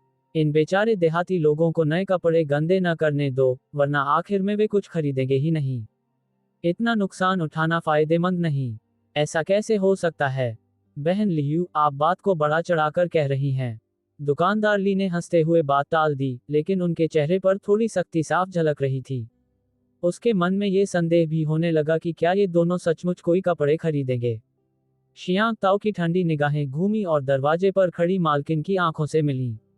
उसने तिरस्कारपूर्वक तरबूज का बीज तोड़ा और जियांग ताओ की ओर आंखें घुमाई, उसकी निगाहें घृणा से भरी हुई थीं। दुकानदार जी, देखिए ये क्या है। एक धड़ाम की आवाज के साथ जियांग ताओ ने मुट्ठी के आकार का पैसों का थैला काउंटर पर रख दिया। दुकानदार ली ने संशय से जियांग ताओ द्वारा काउंटर पर रखे गए पैसों के थैले को उठाया और उसे बाहर निकाल कर देखा। ये चमकीले सोने से भरा हुआ था, जिसकी कुल कीमत 100 ताइल से अधिक थी। अरे वाह, कितना सारा सोना। दुकानदार ली ने सोचा था कि यह तांबे के सिक्कों से भरा थैला हो सकता है, या शायद चांदी से भरा थैला हो सकता है। उसने कभी कल्पना भी नहीं की थी कि यह सचमुच सोने से भरा थैला होगा। क्या कहते हो, दुकानदार ली? क्या मैं तुम्हारी दुकान के कपड़े खरीद सकता हूँ? जियांग ताओ ने अपना सिर पीछे झुकाया और दरवाजे पर खड़ी खूबसूरत युवा विवाहित महिला को तिरस्कार भरी नजरों से देखा। दुकानदार ली ने मुस्कुराते हुए सोना उठाया और उसे जियांग ताओ को वापस देते हुए खुशी से भरे चेहरे के साथ कहा, ग्राहक, आप मजाक कर रहे होंगे। इतने सोने से तो मेरी पूरी छोटी सी दुकान खरीदी जा सकती है। हे, आप बेझिझक चारों ओर देख सकते हैं। अंदर और भी अच्छी चीजें हैं। स्वामी जी, कृपया इधर आइए। दुकानदार ली सतर्क था, हालांकि वह पहले विनम्र था। उसने उन दोनों को केवल बाहरी क्षेत्र में रखे कपड़े देखने की अनुमति दी थी। शियांग ताओ ने अनकही बातों को समझ लिया और ली किंगलियन को अंदर खींचते हुए जानबूझकर जोर से कहा, कुछ लोगों की आंखें कुत्तों जैसी होती हैं और वे यह नहीं पहचान पाते कि मालिक कौन है। कितनी दयनीय बात है। तुम। खूबसूरत युवती का चेहरा गुस्से से लाल हो गया। वह सिर्फ तुम ही कह पाए और पलटवार में कुछ और नहीं कह सकी। बहन लियू, नाराज मत होइए। मुझे यहाँ मेहमानों की सेवा करनी है, इसलिए मैं आपका मनोरंजन नहीं करूंगी। हा, दुकानदार ली ने इसे हंसकर टाल दिया और जियांग ताओ के समूह को अंदर के कमरे में ले गया, जबकि खूबसूरत महिला को बाहर के कमरे में अकेला छोड़ दिया। हम्फ। खूबसूरत महिला ने एक गहरी सांस ली और अपने सुडौल कूल्हों को हिलाते हुए वापस अपनी दुकान की ओर चल पड़ी। आप दोनों कृपया अंदर आइए। दुकानदार ली ने कपड़े का पर्दा उठाया और जियांग ताओ और ली किंगलियन के अंदर जाने के बाद ही वह भी अंदर गया। ली किंगलियन ने रैक पर टंगे कपड़ों की विभिन्न शैलियों को देखा, उनकी आंखें विकल्पों को देखकर चकाचौंध हो गईं। बाहर जो कपड़े थे, वे ज्यादातर भांग और कुर्जू के रेशों से बने थे, और उनकी शैलियां अपेक्षाकृत सरल थीं। यहाँ का माहौल अलग था, लगभग हर चीज रेशम और जानवरों की खाल से बनी थी। सामग्री की गुणवत्ता बाहर की सामग्री से बिल्कुल अलग स्तर की थी। रेशमी कपड़ों में चमकीले रंग और हल्का कपड़ा था, जबकि मिंक कोट में भव्य और शानदार शैली थी, जिसने ली किंगलियन का दिल तुरंत जीत लिया। यहाँ तक कि जियांग ताओ भी संतुष्टि महसूस करते हुए सहमति में सिर हिलाए बिना नहीं रह सका। युवती, आपको कौन सा पसंद है? मैं आपके लिए उसे उतार दूं। दुकानदार ली उत्साह से उनके आसपास मंडरा रहा था, मानो किसी भी क्षण कपड़े लाने के लिए तैयार हो। युवक, ये कपड़े बहुत कीमती हैं। मुझे लगता है कि हमें इसे भूल जाना चाहिए। यहाँ के कपड़े जाहिर तौर पर सस्ते नहीं थे, और ली किंगलियन ने उन्हें पहनने की हिम्मत नहीं की। शियांग ताओ ने ली किंगलियन को ऊपर से नीचे तक देखा और पाया कि उसका शरीर उसकी पत्नी के शरीर से मिलता जुलता था। बस इतना ही था कि उसकी छाती का आकार लगभग एक साइज छोटा था। उसने सोचा कि कपड़े लगभग वैसे ही फिट होने चाहिए। युवा स्वामी, ली किंगलियन ने देखा कि जियांग ताओ की निगाहें शरारती ढंग से उसे घूर रही थीं, खासकर उसकी उभरी हुई छाती पर टिकी हुई थी, मानो वह उनसे नजरें हटाना ही नहीं चाहता हो। उस निगाह के कारण उसके गाल तुरंत लाल हो गए। तभी उसने जियांग ताओ को याद दिलाने के लिए बोलना शुरू किया। शियांग ताओ को इससे कोई खास फर्क नहीं पड़ा और उसने ली किंगलियन के चेहरे के भाव में आए बदलाव पर ध्यान भी नहीं दिया। उन्होंने ऊपर के कुछ कपड़ों की ओर इशारा करते हुए कहा, दुकानदार, मुझे इन सभी कपड़ों के 5 सेट इस लड़की के नाप के हिसाब से सिलवा दो। अभी के अभी। दुकानदार ली बेहद खुश था। रेशम और मिंक के कपड़े महंगे होते हैं और आमतौर पर जल्दी नहीं बिकते। एक ही बार में 1 दर्जन से अधिक सेट बेचना जमीन से पैसे उठाने जैसा था। जब दुकानदार ली कपड़े लेकर आया, तो जियांग ताओ ने एक पतली रेशमी पोशाक उठाई और उसे ली किंगलियन को दे दी। इसे अंदर ले जाकर बदल लो, फिर बाहर आकर मुझे दिखाओ। ली किंगलियन ने अपने हाथ में पकड़ी हुई पोशाक को देखा, उसके चेहरे पर कुछ अस्वाभाविक भाव थे। इस रेशमी पोशाक की कारीगरी बहुत ही पतली थी, पहनने पर इसके नीचे की त्वचा दिखाई देगी। शियांग ताओ के चेहरे पर इनकार की कोई गुंजाइश न देखकर, वह खुद को मजबूत करके चेंजिंग बूथ की ओर चली गई। दुकानदार ने बड़ी चतुराई से मुस्कुराते हुए कहा। युवक, ये बूढ़ा आदमी बाहर इंतजार करेगा। यदि आपको किसी चीज की आवश्यकता हो तो बेझिझक बुलाएं। हम शियांग ताओ ने लापरवाही से जवाब दिया और बाकी कपड़ों के साथ छेड़छाड़ करने लगा। वह मन ही मन कल्पना करने लगा कि उनकी पत्नी उन्हें पहनकर कैसी दिखेगी। युवा स्वामी, क्या आपको लगता है कि यह ठीक रहेगा? ली किंगलियन पीतल के दर्पण के सामने खड़ी होकर थोड़ी झिझक के साथ धीरे से पूछने लगी। गहरे नीले रंग का रेशमी गाउन उसके शरीर की सुडौल आकृति से सहजता से लिपटा हुआ था, जिससे उसकी नाजुक कॉलरबोन और सुडौल कंधे बिल्कुल सही ढंग से उभर रहे थे और एक अवर्णनीय आकर्षण का स्पर्श जोड़ रहे थे। शियांग ताओ की आंखें चौड़ी हो गईं और उसने कहा, किंगलियन, घूम जाओ और मुझे देखने दो। हम जियांग ताओ के अनुरोध पर ली किंगलियन धीरे धीरे एक वृत्त में घूम गई। उसके कदमों के साथ पोशाक का फर्श तक लंबा किनारा धीरे धीरे लहरा रहा था और हर हरकत के साथ रेशम की सरसराहट जैसी हल्की आवाज आ रही थी। जैसे ही वह धूप में मुड़ी, उस क्षण में उसके द्वारा बिखेरा गया आकर्षण एक युवा लड़की की मासूमियत और परिपक्व मोहकता का मिश्रण था, मानो कोई परी किसी प्राचीन चित्रकला से बाहर निकल रही हो। विशेष रूप से वह रेशम, वह एक पतले घूंघट की तरह था जिसमें उत्कृष्ट पारदर्शिता थी। शरीर के प्रमुख हिस्सों को ढकने वाले कपड़े के अलावा उसकी गोरी त्वचा भेड़ की चर्बी से बने रत्न की तरह थी, जो जियांग ताओ की आंखों के सामने पूरी तरह से प्रदर्शित हो रही थी। युवा स्वामी, आपको क्या लगता है? क्या यह अच्छा लग रहा है? ली किंगलियन ने अपनी बड़ी बड़ी आंखों को झपकाते हुए पूरी उम्मीद के साथ पूछा। शियांग ताओ की निगाहें टिकी हुई थीं। अगर उसका शरीर अक्षम न होता तो ऐसे समय में उसका छोटा भाई बिना किसी झिझक के ली किंगलियन को सैन्य सलामी जरूर देता। किंगलियन, तुम बहुत खूबसूरत लग रही हो। आओ, यह मिंक कोट भी पहनकर देखो। ठीक है। शियांग ताओ की प्रशंसा पाकर ली किंगलियन खुशी खुशी मिंक कोट लेकर बदलने चली गई। इसके बाद कपड़ों की फिटिंग की प्रक्रिया बहुत आसानी से पूरी हुई। ली किंगलियन की पहले से ही बेहतरीन कद काठी थी, इसलिए वह स्वाभाविक रूप से कपड़ों के मामले में बहुत आकर्षक थी। लगभग हर बार जब वह कोई नया पहनावा पहनती थी तो जियांग ताओ उसे शरारती नजरों से देखता था। हर बार ली किंगलियन जियांग ताओ की निगाहों से शर्मा जाती थी, फिर लाल चेहरे के साथ कपड़े बदलने के लिए वापस फिटिंग रूम में भाग जाती थी। शियांग ताओ ने मन ही मन सोचा कि किंगलियन का फिगर वाकई बहुत अच्छा है। अगर वह काली स्टॉकिंग्स और जेके यूनिफॉर्म पहने तो और भी बेहतर लगेगा। अंत में शियांग ताओ ने कुल 10 सेट कपड़े खरीदे, 5 ली किंगलियन के लिए और 5 अपनी पत्नी के लिए। वे सभी अलग अलग शैलियों के थे। आखिरकार सबसे खूबसूरत कपड़े भी अगर बार बार देखे जाएं तो सौंदर्य संबंधी थकान पैदा कर सकते हैं। बेशक जियांग ताओ अपने लिए भी कपड़ों के 5 सेट लेना नहीं भूला था। दिखावे के लिए पहने जाने वाले उस सफेद चोगे के अलावा घर में बाकी सारे कपड़े या तो पुराने थे या फटे हुए थे। इसीलिए इस बार शहर में प्रवेश करते समय उसने वे कपड़े पहने थे जो हवेली नौकरों के लिए तैयार करती थी। युवक, कुल 5 ताइल सोने के सिक्के हैं। दुकानदार ली खुश होकर मुस्कुराते हुए कीमत बताए। जैसे ही ली किंगलियन ने सुना कि ये कपड़े इतने महंगे हैं, उसने तुरंत कहा, युवक, ये कपड़े बहुत कीमती हैं। किंगलियन इन्हें स्वीकार नहीं कर सकती। तुम इतना घबरा क्यों रहे हो? यहाँ 5 सेट तुम्हारे लिए हैं और बाकी 5 मेरी पत्नी के लिए हैं। मेरे लिए खरीदे गए कपड़े लौटा देना और मैडम के कपड़े रख लेना बेहतर होगा। ली किंगलियन ने बाहर लटके हुए भांग के कपड़ों की ओर इशारा करते हुए कहा। किंगलियन को बस ऐसे ही कपड़ों की जरूरत है। किंगलियन, अब से तुम मेरी शियांग हवेली की लड़की हो। तुम्हें आज्ञाकारी रहना होगा, समझी? वैसे भी तुमने ये कपड़े मुझे दिखाने के लिए पहने हैं। मेरी बात सुनो। जब ली किंगलियन ने शियांग ताओ को ये कहते सुना कि उसने ये कपड़े सिर्फ उसे दिखाने के लिए पहने हैं, तो उसके दिल में एक अलग ही तरह की भावना जागृत हुई।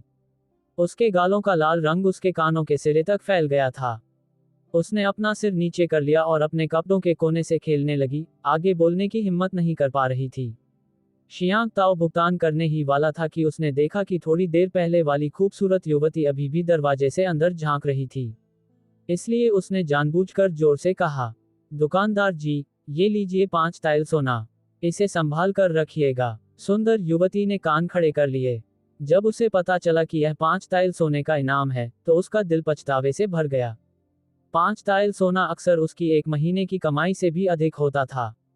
दुकानदार द्वारा मेहमानों को विदा करने के बाद वह उत्साहपूर्वक आगे बढ़ी और पूछा, भाई लियू, उन्होंने अभी कितने कपड़े खरीदे?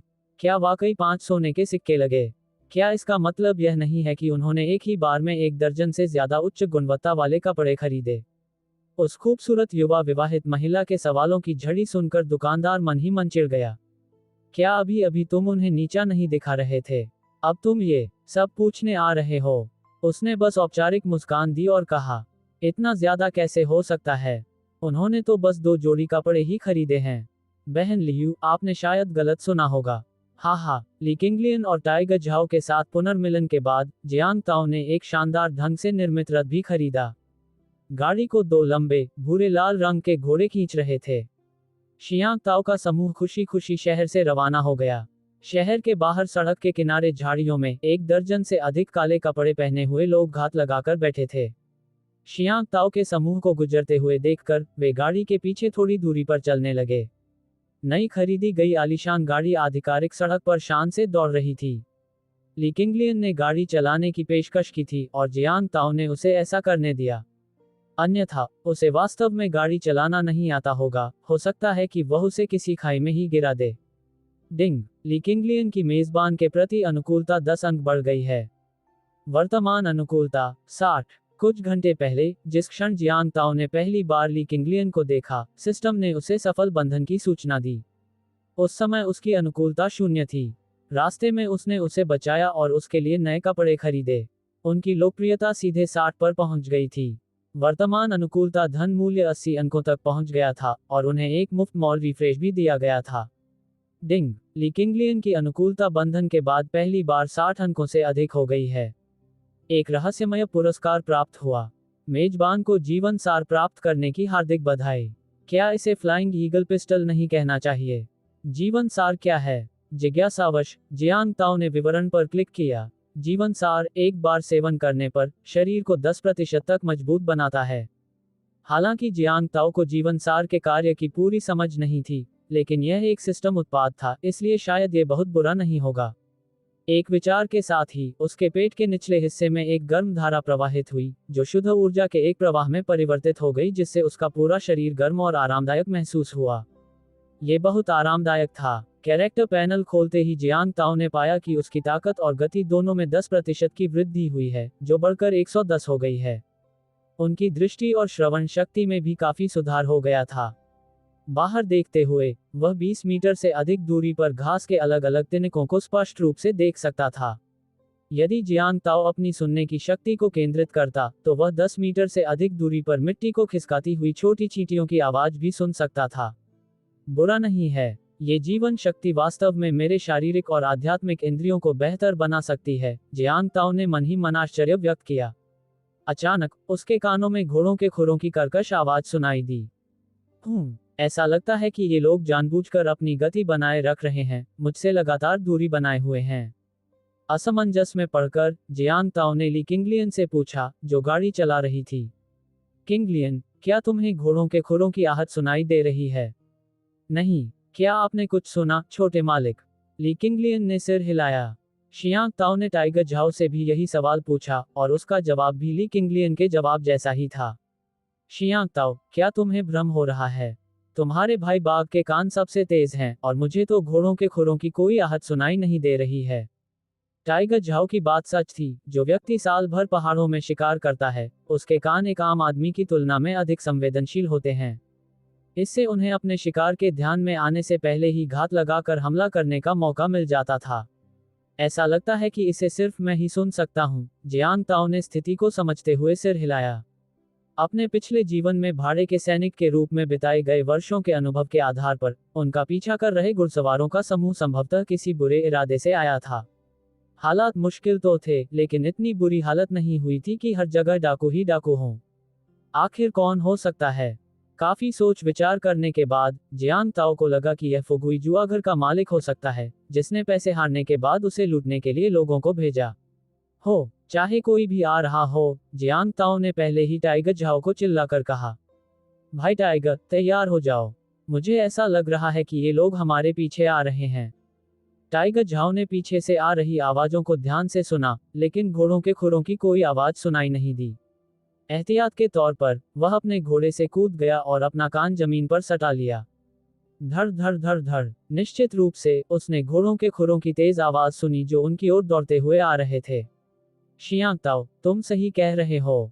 सचमुच घुड़सवारों का एक समूह है, टाइगर झाओ ने गाड़ी पर दोबारा सवार होते हुए और उसके बगल में रुकते हुए कहा। तो फिर बात पक्की हो गई। अपना सामान तैयार रखो। अगर वे बस यहाँ से गुजर रहे हैं तो ठीक है, लेकिन अगर उन्होंने हमें निशाना बनाने की हिम्मत की तो हम उन्हें सबक सिखाएंगे। शियांग ताओ ने खुद से कहा कि अपनी क्षमताओं के साथ अकेले 20 या 30 वयस्कों का सामना करना कोई बड़ी समस्या नहीं होगी। आखिरकार भाड़े के सैनिक के रूप में बिताए उनके साल व्यर्थ नहीं गए थे। एक बार उसने और उसके 3 भाइयों ने मिलकर 100 से अधिक लोगों के एक नरभक्षी गांव का सफाया कर दिया था। हालांकि उस समय उनके पास बंदूकें थीं। सौभाग्य से तलवारबाजी में भी उनका कौशल अच्छा था, इसलिए आने वाली स्थिति से निपटना ज्यादा मुश्किल नहीं होना चाहिए।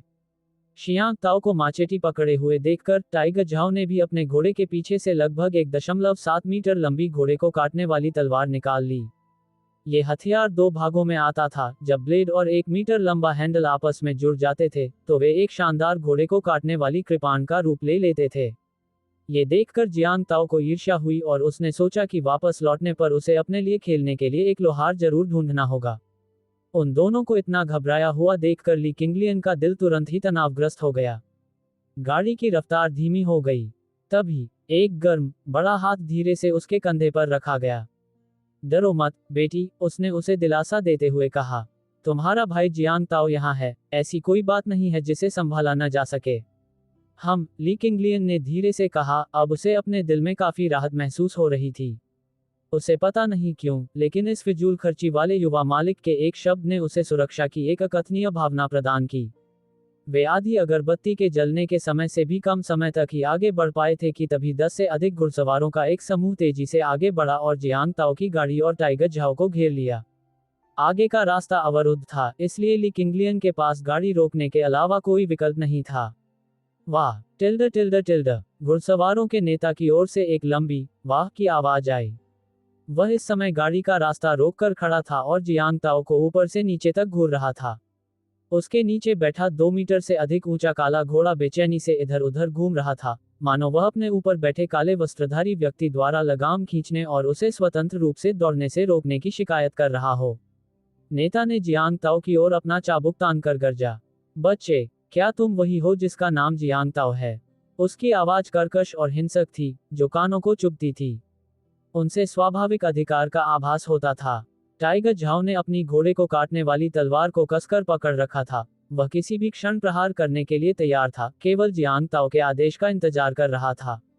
इन लोगों ने अपना चेहरा ढक रखा था और पहली नजर में ही यह स्पष्ट हो गया था कि वे कुछ गलत इरादे से आए हैं। टाइगर झाओ भी नर्म दिल का नहीं था। वह निश्चित रूप से अपना जीवन या मृत्यु दूसरों की मर्जी पर नहीं छोड़ता। उसकी छाती पर मिली बाघ की खाल इस बात का सबसे अच्छा सबूत थी कि उसने हताशा की कगार पर पहुंचने के बाद एक बाघ को मार डाला था। शियांग ताओ ने नए आए व्यक्ति को ठंडी मुस्कान के साथ देखा और चिढ़ाते हुए कहा, क्या अब तुम लुटेरे नाम भी पूछते हो? बकवास बंद करो, सीधे सीधे बताओ तुम हो या नहीं हो। जैसे ही गाड़ी के चारों ओर मौजूद 10 से अधिक लोगों ने अपनी कमर से लटकी हुई तलवारें निकाली, दृश्य तुरंत तनावपूर्ण हो गया। अपने नेता के एक ही शब्द पर वे आगे बढ़ते और अपने सामने मौजूद तीनों लोगों को मौत के घाट उतार देते। तलवारों से परावर्तित होने वाली ठंडी सफेद रोशनी ली किंगलियन की आंखों में चमक उठी, जिससे वह भयभीत होकर जियांग ताओ के पीछे छिप गई। इस बार नेता तुम हो, है ना? जियांग ताओ ने सामने खड़े नकाबपोश व्यक्ति की ओर इशारा किया। अगर मैं हूं तो क्या होगा? दिखावा करना बंद करो। तुम्हें झू सिगुई ने भेजा था, है ना? जियांग ताओ ने शांत भाव से कहा, और साथ ही ताना मारना भी नहीं भूला। बताओ, वह तुम्हें कितना भुगतान कर रहा है? मैं दुगुना भुगतान करूंगा। नकाबपोश नेता ने ठंडी सांस ली, उसके होठों पर एक क्रूर मुस्कान थी। इस प्रतिक्रिया को देखकर जियांग ताओ को एहसास हुआ कि कुछ गड़बड़ है। क्या वह गलत हो सकता है? अंततः जब उसने नवागंतुक के जूते देखे तो वह समझ गया। इन सभी पुरुषों ने एक जैसे जूते पहन रखे थे, आधिकारिक सैन्य जूते। ये सरकारी आदमी हैं। जियांग ताओ ने झटपट अपने विचारों को व्यवस्थित किया। केवल एक ही अधिकारी था जिससे उसे शिकायत थी। वह वांग जिवेन थे, उनके पिता कुआइजी कमांडरी के मुख्य कांस्टेबल थे। केवल वही ऐसे लोगों को संगठित कर सकता था। उन्होंने मास्क क्यों पहना था, इसका कारण आसानी से समझाया जा सकता था, संभवतः पहचाने जाने से बचने के लिए। मैं जियांग ताओ हूँ। ओह, नेता की पुतलियां दहाड़ते हुए सिकुड़ गईं। भाइयों, इन्हें पकड़ो। इससे कोई फर्क नहीं पड़ता कि बाकी दो जीते हैं या मरते हैं, लेकिन इस बच्चे को जिंदा रखो। घोड़ों के खुरों की खड़खड़ाहट की आवाज गूंज उठी, जब 10 से अधिक नकाबपोश हत्यारे दो समूहों में बंट गए और टाइगर झाओ और जियांग ताओ की ओर दौड़ पड़े। 7 या 8 काले वस्त्रधारी पुरुषों ने टाइगर झाओ पर हमला कर दिया, जबकि शेष 10 लोग रथ पर सवार होकर जियांग ताओ की ओर दौड़े। शियांग ताओ लापरवाही करने की हिम्मत नहीं कर सका। वह तुरंत विधवा वान के नर गधे पर सवार हो गया और हमलावरों से युद्ध करने लगा। लिकिंगलियन गाड़ी के अंदर छिप गई। उसका शरीर कांप रहा था क्योंकि वह एक कोने में दुबक गई थी और खिड़की से बाहर हो रही हलचल को देख रही थी। या काले कपड़ों में एक आदमी चिल्लाया और टाइगर झाओ पर झपटा। मुझ पर हमला करने आ रहे हो? अच्छा। टाइगर झाओ दहाड़ा और काले वस्त्रधारी व्यक्ति पर अपने घोड़े को काटने वाले कृपाण से वार किया। Clang tilde tilde tilde. घोड़े को चीरने वाली कृपाण ने अपार शक्ति से प्रहार किया, जिससे पल भर में ही काले वस्त्रधारी व्यक्ति के हाथ से तलवार गिर गई। आह, टिल्ड टिल्ड टिल्ड। काले कपड़ों वाले आदमी ने हैरानी से चीख मारी, लेकिन तब तक बचने में बहुत देर हो चुकी थी। घोड़े को काटने वाली तलवार की गति धीमी नहीं हुई क्योंकि वह उसकी बांह पर वार करती हुई नीचे की ओर चली गई। स्क्वेलच खून से लथपथ एक हाथ हवा में उड़ गया। आह, टिल्ड टिल्ड टिल्ड। काले वस्त्रधारी व्यक्ति दर्द से कराह उठा और पीछे हटते हुए उसने जल्दी से अपने कटे हुए हाथ को पकड़ लिया। उसके शरीर का रक्तचाप उस छेद से बाहर निकल गया, जिससे उसकी पूरी बांह खून की बौछार करने लगी। ये देखकर कि टाइगर झाओ से खिलवाड़ करना आसान नहीं था, बाकी लोग अपने घोड़ों पर ही बैठे रहे और आगे बढ़ने में हिचकिचा रहे थे। चलो, आते रहो, तुम्हारे दादाजी आज खूब मजे से शिकार करने वाले हैं। खून की गंध सूंघकर टाइगर झाओ डरा नहीं, बल्कि इससे उसके सीने में दबी हुई रक्तपिपासा और भी भड़क उठी। अपने लाल भूरे घोड़े पर अकेले सवार होकर उसने 7 या 8 आदमियों का पीछा किया और उन पर वार किए। मेन इन ब्लैक के नेता ने टाइगर झाओ की तरफ की स्थिति को देखा लेकिन जानबूझकर अनदेखी की। उसने अपनी निगाहें जियांग ताओ की ओर घुमाई। आज उसका उद्देश्य इस आदमी को पकड़ना था। शियांग ताओ नर गधे पर सवार होकर 10 काले वस्त्रधारी पुरुषों के खिलाफ लड़ रहा था। वह क्षण भर के लिए नुकसान में था। उसकी वास्तविक युद्ध क्षमता को एक तरफ रखते हुए उसके नीचे मौजूद नर गधा उसे बुरी तरह से नीचे खींच रहा था। ही हो, टिल्ड टिल्ड टिल्ड। हथियारों के टकराने की आवाज सुनकर गधा डर के मारे इधर उधर भागने लगा और जोर जोर से रेंकने लगा। शियांग ताओ को न केवल 10 से अधिक दुश्मनों का सामना करना पड़ा, बल्कि गधे के स्वभाव को भी संभालना पड़ा। वह क्षण भर के लिए घबरा गया और उसके शरीर पर 1 दर्जन से अधिक कट लग गए, हालांकि सौभाग्य से घाव गहरे नहीं थे। शियांग ताओ के शरीर पर एक और गहरा घाव हो गया और वह चीखने लगा, जिससे गाड़ी के अंदर बैठी ली किंगलियन और भी घबरा गई। धिक्कार है, अगर यही चलता रहा तो तुम मुझे मार डालोगे, बेवकूफ गधे। शियांग ताओ ने मौके का फायदा उठाया, एक काले वस्त्रधारी व्यक्ति को उसके घोड़े से नीचे उतारा और खुद उस पर सवार हो गया। थोड़े समय के समायोजन के बाद उन्होंने युद्ध के घोड़े पर महारत हासिल करना शुरू कर दिया। उसने समूह के साथ हाथापाई शुरू कर दी। पास ही मौजूद मेन इन ब्लैक के नेता ने देखा कि जियांग ताओ को पकड़ा नहीं गया था, बल्कि वह और भी अधिक जोश के साथ लड़ रहा था, जिससे वह बहुत नाराज हो गया। उसने अपनी पीठ से एक धनुष निकाला, उस पर पंख वाला तीर लगाया और जियांग ताओ पर निशाना साधा। अच्छा नहीं हुआ, ये कमीना मुझ पर छुपकर हमला कर रहा है। अचानक जियांग ताओ का दिल घबरा गया जब उसने अपनी ओर एक पंखयुक्त तीर उड़ता हुआ देखा। वह झट से एक तरफ झुक गया और बाल बाल बच गया। हालांकि जिस काले कपड़े वाले आदमी से वह लड़ रहा था, वह इतना भाग्यशाली नहीं था। धड़ाम की आवाज के साथ पंखयुक्त तीर उसके दिल में जा लगा। बड़े भाई, आप। जब उसने अविश्वास भरी निगाहों से मेन इन ब्लैक के नेता को देखा तो उसके मुंह के कोने से खून बहने लगा। मृत्यु के समय भी वह ये नहीं समझ सका कि उसकी मृत्यु उसके बड़े भाई के हाथों क्यों होगी। आक्रोश भरे भाव के साथ वह अपने घोड़े से पीछे की ओर गिर पड़ा। वह मौके पर मर गया। शियांग ताओ के चारों ओर खड़े लोग अब हिलने की हिम्मत नहीं कर रहे थे। उन्हें डर था कि कहीं वे भी उस गिरे हुए काले कपड़े वाले आदमी के नक्शे कदम पर न चल पड़ें। इस दौर की लड़ाई के बाद उनके एक आदमी का हाथ कट गया था और दूसरे को उन्हीं के साथियों ने गोली मारकर हत्या कर दी थी। हालात अच्छे नहीं लग रहे थे। हम्फ, मेन इन ब्लैक के नेता ने तिरस्कारपूर्ण ढंग से नाक सिकोड़ी। कंधे उचकाते ही उसका काला लबादा उड़कर पास के एक पेड़ पर अटक गया। आप सब लोग वहां जाकर मदद करो, ये काम मुझ पर छोड़ दो। शियांग ताओ को घेरे हुए सभी काले कपड़ों वाले सैनिक तितर बितर हो गए और टाइगर झाओ की ओर दौड़ पड़े। टाइगर झाओ, जो अपने घोड़े को काटने वाली तलवार से मेन इन ब्लैक का पीछा कर रहा था और उन पर वार कर रहा था, तभी अचानक उसकी ओर दौड़ते हुए लगभग 1 दर्जन लोगों को देखकर चौंक गया। उसने झटपट अपने घोड़े को घुमाया और समूह के साथ लुका छिपी का खेल शुरू कर दिया। वह जितना बहादुर था, अंततः वह सिर्फ एक शिकारी था जिसमें थोड़ी अधिक ताकत थी। इन 10 से अधिक आदमियों के सामने उसके जीतने का कोई मौका नहीं था। अब वह केवल जियांग ताओ के लिए समय निकाल सकता था, आगे क्या होगा, ये तो भाग्य के हाथ में था। मेन इन ब्लैक के नेता की हरकतों ने जियांग ताओ को चौंका दिया। कंधे उचकाने के एक झटके में ही उसके कपड़े उड़ गए। क्या ये किसी वुक्सिया उपन्यास का मार्शल आर्ट मास्टर हो सकता है? क्या उसका अंत निकट नहीं था? इससे पहले कि जियांग ताओ आगे कुछ सोच पाता, मेन इन ब्लैक का नेता सचमुच अपने घोड़े से नीचे गिर पड़ा।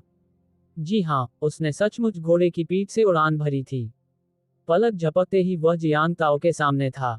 शियांग ताओ की आंखें चौड़ी हो गईं।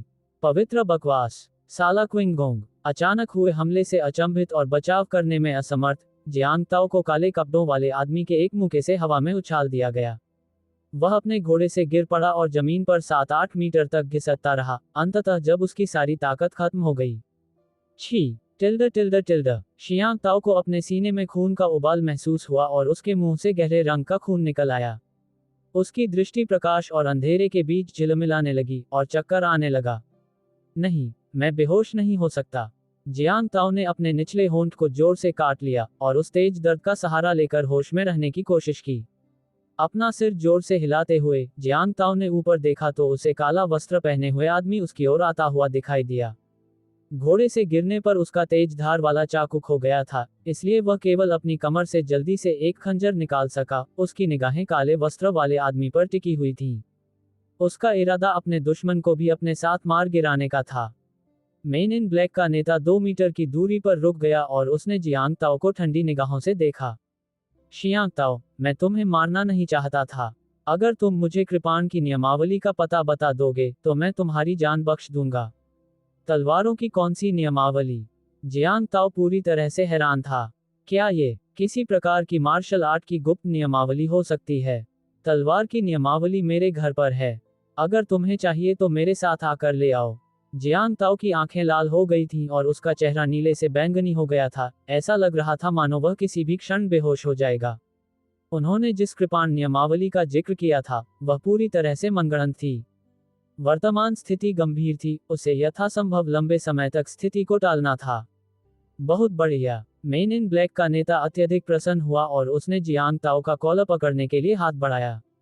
उसी क्षण अचानक एक खंजर उसकी गर्दन की ओर झपटा। क्लैंग! Tilde tilde tilde.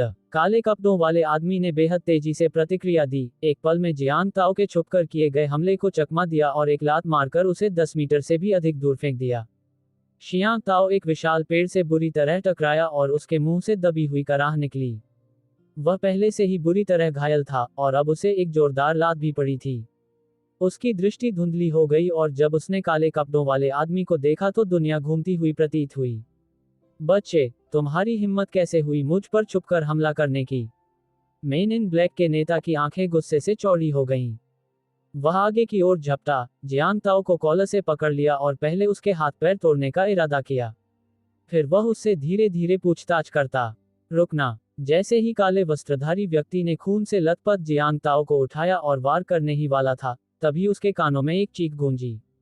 आवाज गूंजती हुई थी, मानो गरजता हुआ बादल हो, और इसने काले कपड़ों वाले आदमी को स्तब्ध कर दिया।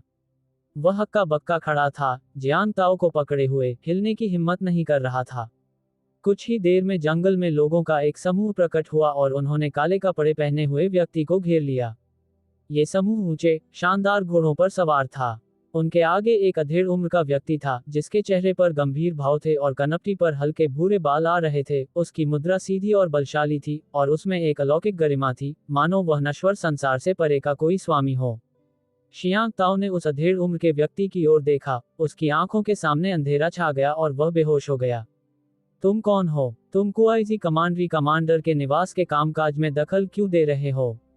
काले वस्त्रधारी व्यक्ति ने जियांग ताओ को पकड़े हुए पूछा। मैं अपना नाम नहीं छुपाता और न ही अपना उपनाम बदलता हूँ। मैं चोंगदा हूँ। उस बूढ़े आदमी की गहरी, दमदार आवाज बिजली की कड़क की तरह काले कपड़े पहने आदमी के कानों तक पहुंची।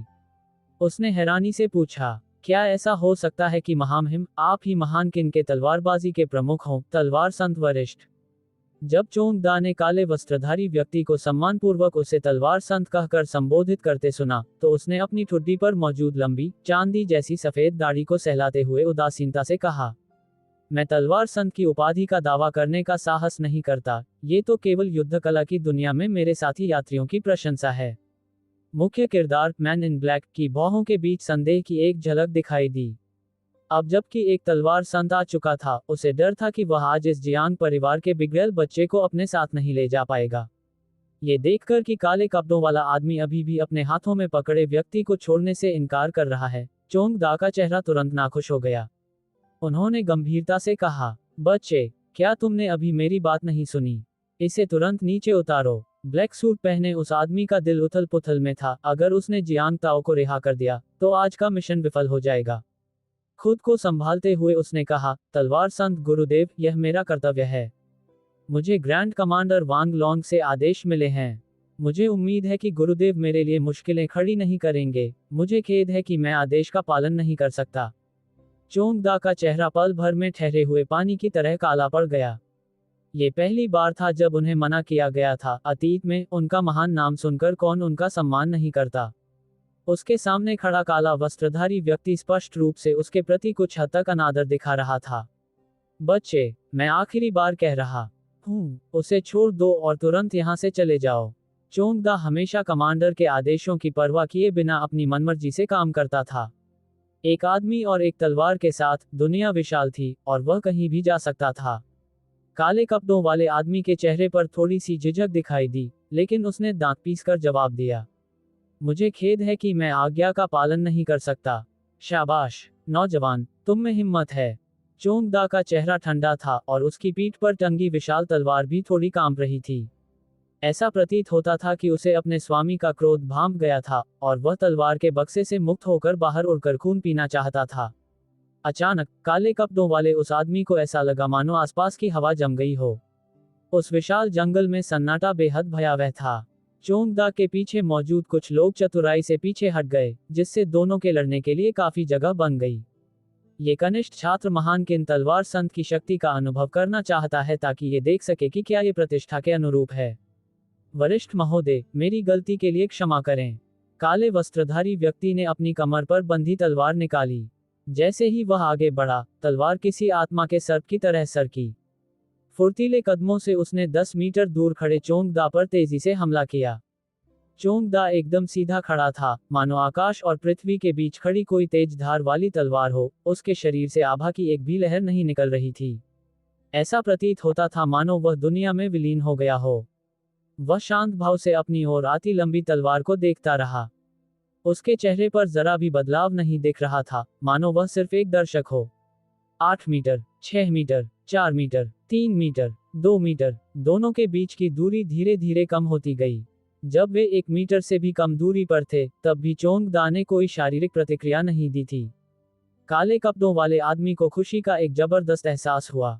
ये बूढ़ा मूर्ख, अपनी बाहरी प्रतिष्ठा पर भरोसा करते हुए, वास्तव में मुझ पर इतना नीचा दिखाने की हिम्मत करता है।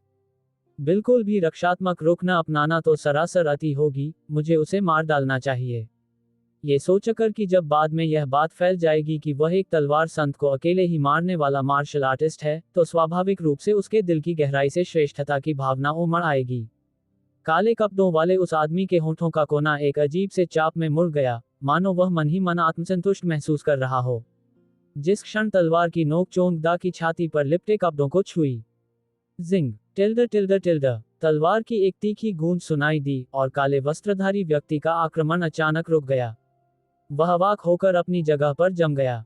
चोंगदा के साथ आए मार्शल आर्टिस्ट अभी भी शिकायत कर रहे थे कि बचाव के लिए कोई कदम न उठाकर वह बहुत अहंकारी व्यवहार कर रहा है। उस क्षण जो कुछ हुआ वह उन सभी के चेहरों पर एक करारा तमाचा था। किसी ने नहीं देखा कि चोंगदा ने अपना हमला कैसे किया। उन्होंने बस इतना ही देखा कि उसकी पीठ पर बंधी लंबी तलवार अचानक सफेद रोशनी में बदल गई और उसके तुरंत बाद काले वस्त्रधारी व्यक्ति की पूरी बांह तेजी से कट गई। चोंग दा की ओर पीछे मुड़कर देखते हुए वह शांत और संयमित बना रहा, और उसकी पीठ पर टंगी लंबी तलवार ऐसी लग रही थी मानो वह कभी म्यान से निकली ही न हो। आह! काले कपड़ों वाला आदमी चीखते हुए घुटनों के बल गिर पड़ा, उसकी बांह पर लगा घाव बिल्कुल साफ था। इसे सचमुच एक ही झटके में, बिना किसी झिझक के काट दिया गया था। इसी क्षण, उसके शरीर में रक्तचाप अचानक बढ़ गया और उसकी बांह से खून बेतहाशा बहने लगा। खून की बौछार, मानो बिना किसी लागत के, आसपास की झाड़ियों को लाल रंग से रंग रही थी।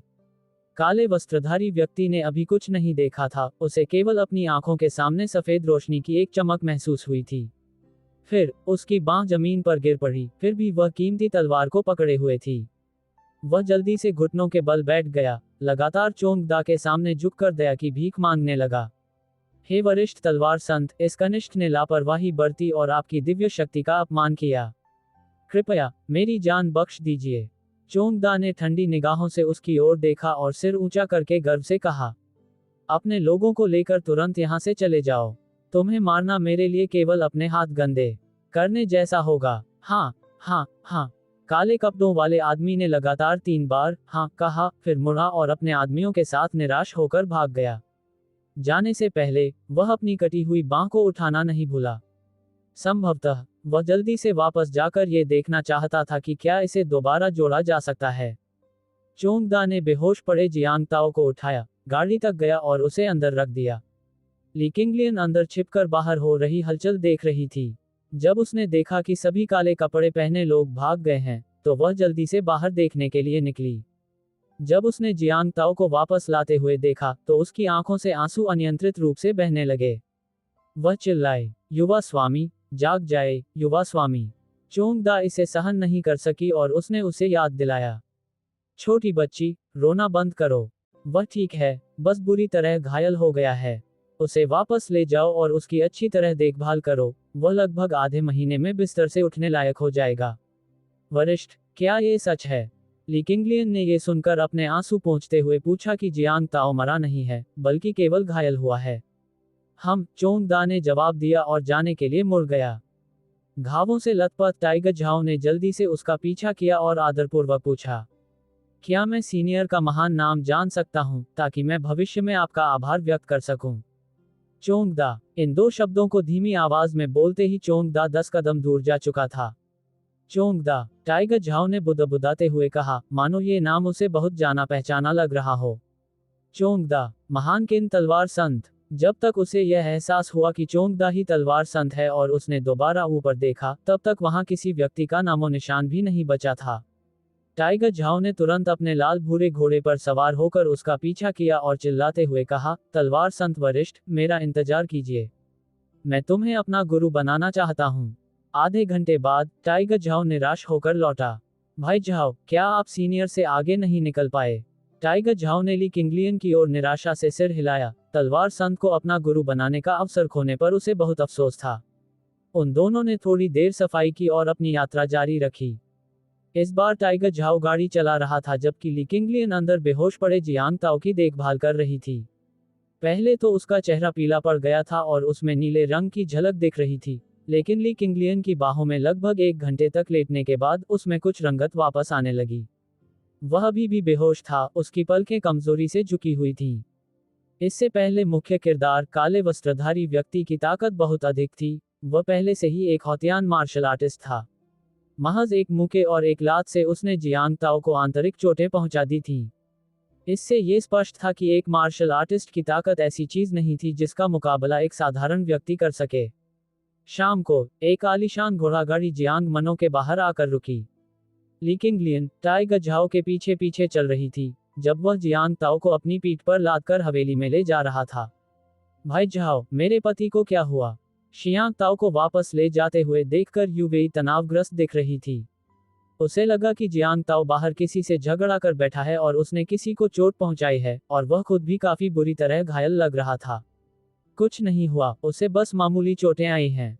थोड़ी देर आराम करने के बाद वह ठीक हो जाएगा। टाइगर झाओ ने जियांग ताओ को बेडरूम में लिटाने के बाद यू वेई को धैर्यपूर्वक समझाया। यह अच्छी बात है। जियांग ताओ के साथ कुछ भी गंभीर घटना न होने की जानकारी मिलने पर यू वेई की चिंता कम हो गई। तभी उसने ध्यान दिया कि उनके बगल में एक और महिला भी थी। ये देखकर कि वह महिला काफी सुंदर थी और किसान लड़की की तरह कपड़े नहीं पहनती थी, यू वेई ने पूछा, श्रीमती, क्या ऐसा हो सकता है कि आप मेरे पति की रखेल हों? ये सुनकर ली किंगलियन दंग रह गई। मेरे सिर में बहुत दर्द हो रहा है। शियांग ताओ बिस्तर से उठ बैठा, अंगड़ाई ली और जोर से अपना सिर हिलाया। वह उस चक्कर आने और धुंधलेपन की भावना से छुटकारा पाना चाहता था। काफी बेहतर। उसे हिलाने के बाद उसे काफी बेहतर महसूस हुआ, हालांकि उसे अभी भी थोड़ा चक्कर आ रहा था। जैसे ही वह बिस्तर से उठने वाला था, उसने देखा कि दो महिलाएं उसके बिस्तर के पास गहरी नींद में सो रही हैं। यू वेई, किंगलियान। शियांग ताओ ने कल की घटना को याद करने की बहुत कोशिश की, लेकिन उसकी याददाश्त से वह क्षण गायब हो गया जब मैन इन ब्लैक ने उसे ऊपर उठाया था। बाद में वह घर कैसे पहुंचा, इस बारे में उसे बिल्कुल भी याद नहीं था। शियांग ताओ बिस्तर से उठी और धीरे से यू वेई के पतले, नाजुक शरीर को गद्दे पर लिटा दिया। यू वेई को आराम से लिटाने के बाद जियांग ताओ का इरादा ली किंगलियन को लेने का था। चूंकि वे दोनों महिलाएं थीं, इसलिए उन्होंने एक साथ सोने में कोई बुराई नहीं समझी। अप्रत्याशित रूप से, जैसे ही उसका हाथ उसकी पतली कमर पर पड़ा, वह जाग उठी। ली किंगलियन ने अपनी धुंधली आंखों को मलते हुए जो कुछ हो रहा था उसे समझने में कुछ क्षण का समय लिया। उसने आश्चर्य से कहा, युवा स्वामी, आप जाग गए हैं। उसकी छोटी छोटी आंखें चमक उठीं और उसकी आंतरिक उत्तेजना उसके गोरे, सुंदर चेहरे पर पूरी तरह से झलक रही थी। शश। शियांग ताओ ने चुप रहने का इशारा किया, उसे अपने साथ खींचा और चुपचाप बेडरूम से निकलकर मुख्य हॉल में प्रवेश किया। शियांग ताओ ग्रैंड ट्यूटर की कुर्सी पर बैठ गया, जबकि ली किंगलियन एक तरफ अजीब तरह से खड़ी रही। उसकी घबराहट देखकर जियांग ताओ मुस्कुराया और बोला, घबराओ मत, मैं बस ये पूछना चाहता हूँ कि उस दिन के बाद क्या हुआ। ली किंगलियन ने सिर हिलाया और सच्चाई से बताया कि उस दिन जियांग ताओ के बेहोश होने के बाद क्या हुआ था। जब उसने बताया कि जियांग ताओ को बचाने वाले बूढ़े व्यक्ति का नाम चोंगदा था, तो जियांग ताओ आश्चर्य से चिल्ला उठा। आपने कहा कि उसका नाम चोंगदा है? जी हाँ, छोटे मालिक। क्या आप उस वरिष्ठ व्यक्ति को जानते हैं? शियांग ताओ ने अपना सिर हिलाया, उसके पिछले जीवन में पढ़ी ऐतिहासिक पुस्तकें उसके दिमाग में उभर आईं। उनमें इस तलवार संत के कई विवरण थे। उसकी तलवार की ऊर्जा इंद्रधनुष की तरह थी, उसकी चाल अजगर की तरह थी, और उसकी पूरी तलवार चलाने की तकनीक, गति, शब्द पर जोर देती थी। ये वही सरल शब्द था जिसने उन्हें पूर्णता की स्थिति तक पहुंचने और महान किंग के नंबर 1 तलवार संत के रूप में प्रतिष्ठा अर्जित करने में सक्षम बनाया। अपनी सारी जानकारी देने के बाद जियांग ताओ ने ली किंगलियन को पहले सोने के लिए कहा। ली किंगलियन ने बाहर की हल्की सुबह की रोशनी में देखा और जियांग ताओ के शरीर को पोषण देने के लिए कुछ भोजन तैयार करने के बारे में सोचा। वह फुसफुसाए, युवक स्वामी, क्या हम किंगलियन को बाजार भेजकर नाश्ते के लिए कुछ मांस और सब्जियां खरीदवा सकते हैं? शियांग ताओ ने सिर हिलाया। ठीक है, ये लो 2 ताइल सोना। इसी बीच, अगर तुम्हें कुछ चाहिए तो सब वापस खरीद लेना। उसे डर था कि वह अकेले सब कुछ संभाल नहीं पाएगी, इसलिए जियांग ताओ ने उसे याद दिलाया। अगर बहुत सारी चीजें हैं, तो आप उन्हें वापस लाने में मदद के लिए किसी को काम पर रख सकते हैं। किंगलियन वहीं अचंभित खड़ी रही। उसे पहली बार किसी ने इस तरह अपना ख्याल रखा था। युवक स्वामी, क्या आपको डर नहीं लगता कि किंगलियन भाग जाएगी? अरे, मैंने तो इसके बारे में सोचा ही नहीं था। कैसा रहेगा अगर मैं तुम्हें जंजीरों से बांध दूं? हा हा हा। शियांग ताओ के बेफिक्र अंदाज को देखकर ली किंगलियन का सुंदर चेहरा शर्म से लाल हो गया और उसने शिकायत की। युवा स्वामी, आपको केवल किंगलियन को चिढ़ाना आता है। शियांग ताओ ने हाथ हिलाया और मुस्कुराया। आगे बढ़ो, मुझे तुम पर स्वाभाविक रूप से भरोसा है। और हाँ, अपनी माँ को भी यहाँ लाने के लिए समय निकालो। शियांग ताओ ली किंगलियन की पितृभक्ति को महत्व देता था। जो भी उसके साथ रहता था, उसका नैतिक चरित्र मजबूत होना आवश्यक था। धन्यवाद, युवा स्वामी। ली किंगलियन ने जियांग ताओ को आदरपूर्वक प्रणाम किया और रसोई से एक टोकरी लाने चली गई। उसके जाने के बाद जियांग ताओ ने मन ही मन हाल ही में हुए खतरे के विवरणों की समीक्षा की। शुरू में उसे लगा कि इस दुनिया में जब तक उसके पास कुछ पैसा और मार्शल आर्ट का कौशल है, वह निश्चित रूप से सफल हो सकता है। कल जो कुछ हुआ उसके बाद सब कुछ बदल गया। इस दुनिया में सचमुच मार्शल आर्टिस्ट हैं। किसी ने सिर्फ एक मुक्के और एक लात से ही उसे पूरी तरह से नॉकआउट कर दिया। साथ ही नकाबपोश व्यक्ति द्वारा उल्लिखित तलवार मैनुअल, वह किस तरह का रहस्य है? शियांग ताओ ने मूल मालिक की यादों को खंगाला, लेकिन उसे कोई सुराग नहीं मिला। बहुत देर तक सोचने के बाद भी जब कोई नतीजा नहीं निकला तो जियांग ताओ ने गहरी सांस ली। ऐसा लगता है कि यहाँ गुरुओं से भी बड़े गुरु हैं और आसमानों से भी परे आसमान हैं। अगर मुझे इस दुनिया में अच्छी तरह से जीवित रहना है तो मुझे अपनी ताकत जल्दी से बढ़ानी होगी। साथ ही टाइगर झाओ की तरह ही उसे भी अपने दिल में इस बात का अफसोस था कि वह तलवार संत चोंगदा का शिष्य नहीं बन सका। हालांकि उन्हें मार्शल आर्ट के अभ्यास के बारे में कोई जानकारी नहीं थी, लेकिन उनके मन में एक और विचार आया। वह ब्लू स्टार पर अपने पिछले जीवन से प्राप्त ज्ञान का उपयोग करके कुछ आधुनिक थमल हथियार बना सकते हैं। शियांग ताओ को इस बात पर विश्वास नहीं था कि आपकी मार्शल आर्ट कितनी भी अच्छी क्यों न हो, आप गोली से भी तेज नहीं हो सकते। एक और बात थी जो हमेशा शियांग ताओ के दिल में सबसे गहरा दर्द बनकर रहती थी, उसका बड़ा भाई कभी अपना सिर नहीं उठा सकता था। अफसोस, इस कोमल स्वभाव वाले और बिगड़े हुए बेटे के अलावा किसी और के शरीर में क्यों जन्म लेना चाहिए। उसके उलझे हुए विचारों के बीच एक हल्की, मनमोहक खुशबू उसकी नाक में समा गई। फिर एक पतले, जेड जैसे हाथ ने जियांग ताओ की पीठ पर एक मुलायम लबादा डाल दिया। पत्नी, तुम जाग क्यों रही हो? जियांग ताओ ने पीछे मुड़कर देखा और यू वेई की चिंतित निगाहों से उसका सामना हुआ। उसने बड़े दुख से शिकायत की, पतिदेव, क्या आपको पता है कि कल रात जब आप वापस आए तो आपका चेहरा कितना खराब दिख रहा था? यू वेई ने पहले सोचा था कि जियांग ताओ चुपके से कुआइजी कमांड्री में जुआ खेलने चला गया है। टाइगर झाओ से पूछने पर ही उसे पता चला कि जियांग ताओ अपना बड़ा घर छुड़ाने गया था। उसने सोच समझकर उसके लिए एक नौकरानी भी खरीद ली थी। जहां तक इस बात का सवाल है कि जियांग ताओ के मन में ली किंगलियन के लिए भावनाएं थीं या नहीं, यू वेई को इसकी ज्यादा चिंता नहीं थी। उसके लिए, जब तक उसका पति दुर्व्यवहार करने वाला या जुआ खेलने वाला नहीं था, 3 पत्नियां और 4 रखेलें रखना स्वीकार्य था। कल रात ली किंगलियन के साथ समय बिताने के बाद यू वेई को लगा कि वह एक गरीब, दुर्भाग्यशाली बच्ची है जो बहुत ही आज्ञाकारी भी है। दोनों बहनों की तरह बहुत अच्छे से घुल मिल गईं और उसने स्वाभाविक रूप से इस तथ्य को स्वीकार कर लिया कि घर में एक अतिरिक्त महिला है। क्या तुम दोनों ने किंगलियन के बारे में बात की है? मैं उसे हवेली में रहने देने की योजना बना रहा हूं ताकि वह तुम्हारा साथ दे सके। जियांग ताओ ने चुपके से यू वेई के चेहरे के भावों पर नजर डाली, उसे डर था कि कहीं उसके घर में कोई गड़बड़ न हो जाए। यू वेई ने बस सिर हिलाया। अगर पत्नी तैयार नहीं है, तो मैं किंगलियन को वापस जाने दे सकता हूँ। शियांग ताओ यू वेई के मन की बात समझ नहीं पा रहा था, इसलिए उसने पीछे हटने को ही आगे बढ़ने का एकमात्र उपाय समझा। यू वेई ने मुस्कुराते हुए जवाब दिया, पतिदेव, इसकी कोई आवश्यकता नहीं है। मैं देखती हूँ कि किंगलियन मेहनती है, शिष्टाचार जानती है और उसका रूप रंग भी काफी श्रेष्ठ है। अगर पति उसे पसंद करता है तो उसे रखेल के रूप में रखना असंभव नहीं है। पत्नी, क्या तुम द्वेषवश बोल रही हो? मैंने उसे हवेली में नौकरानी के तौर पर सिर्फ इसलिए रखा था क्योंकि मुझे उस पर दया आती थी। उसे रखेल बनाने के बारे में मैंने अभी तक सोचा भी नहीं है। बोलने के बाद जियांग ताओ ने यू वेई के लिए स्नेह का एक प्यारा सा शब्द जोड़ा। मेरी पत्नी इतनी खूबसूरत है कि दूसरों को ईर्ष्या करने का समय ही नहीं है। पत्नी का होना ही मेरे लिए काफी है। किंगलियन को रखेल बनाने की बात फिर कभी नहीं उठनी चाहिए। शियांग ताओ के प्यार भरे शब्दों ने यू वेई के दिल को छू लिया और उसके सुंदर चेहरे पर तुरंत शर्म की लाली छा गई। उसने नखरे से कहा, मेरे पति को तो बस मीठी मीठी बातें करके मुझे मनाना आता है। मुझे पता है तुम्हारा इरादा अच्छा है। किंगलियन की चिंता मत करो, वो लड़की, मैं उसे सही राह दिखा दूंगी। शियांग ताओ बेहद खुश था। उसे इतनी समझदार पत्नी कहाँ मिल सकती थी। उसने हाथ बढ़ाकर यू वेई की कमर में बांह लपेट ली, उसे अपनी बाहों में भर लिया और धीरे से अपनी ठुड्डी उसके माथे पर टिका दी। उन्होंने स्नेहपूर्वक कहा, पत्नी, भविष्य में जब हमारा परिवार समृद्ध हो जाएगा, तब तुम्हें ये सिलाई कढ़ाई के काम नहीं करने पड़ेंगे। शियांग ताओ ने अपने मन को केंद्रित किया और उसके दाहिने हाथ में हथेली के आकार की एक पैसों की थैली प्रकट हो गई। उसने जानबूझकर पीछे से चक्कर लगाया और फिर उसे यू वेई को सौंप दिया। पतिदेव, भले ही हमारे पास पैसा हो, हमें उसे सोच समझकर खर्च करना चाहिए।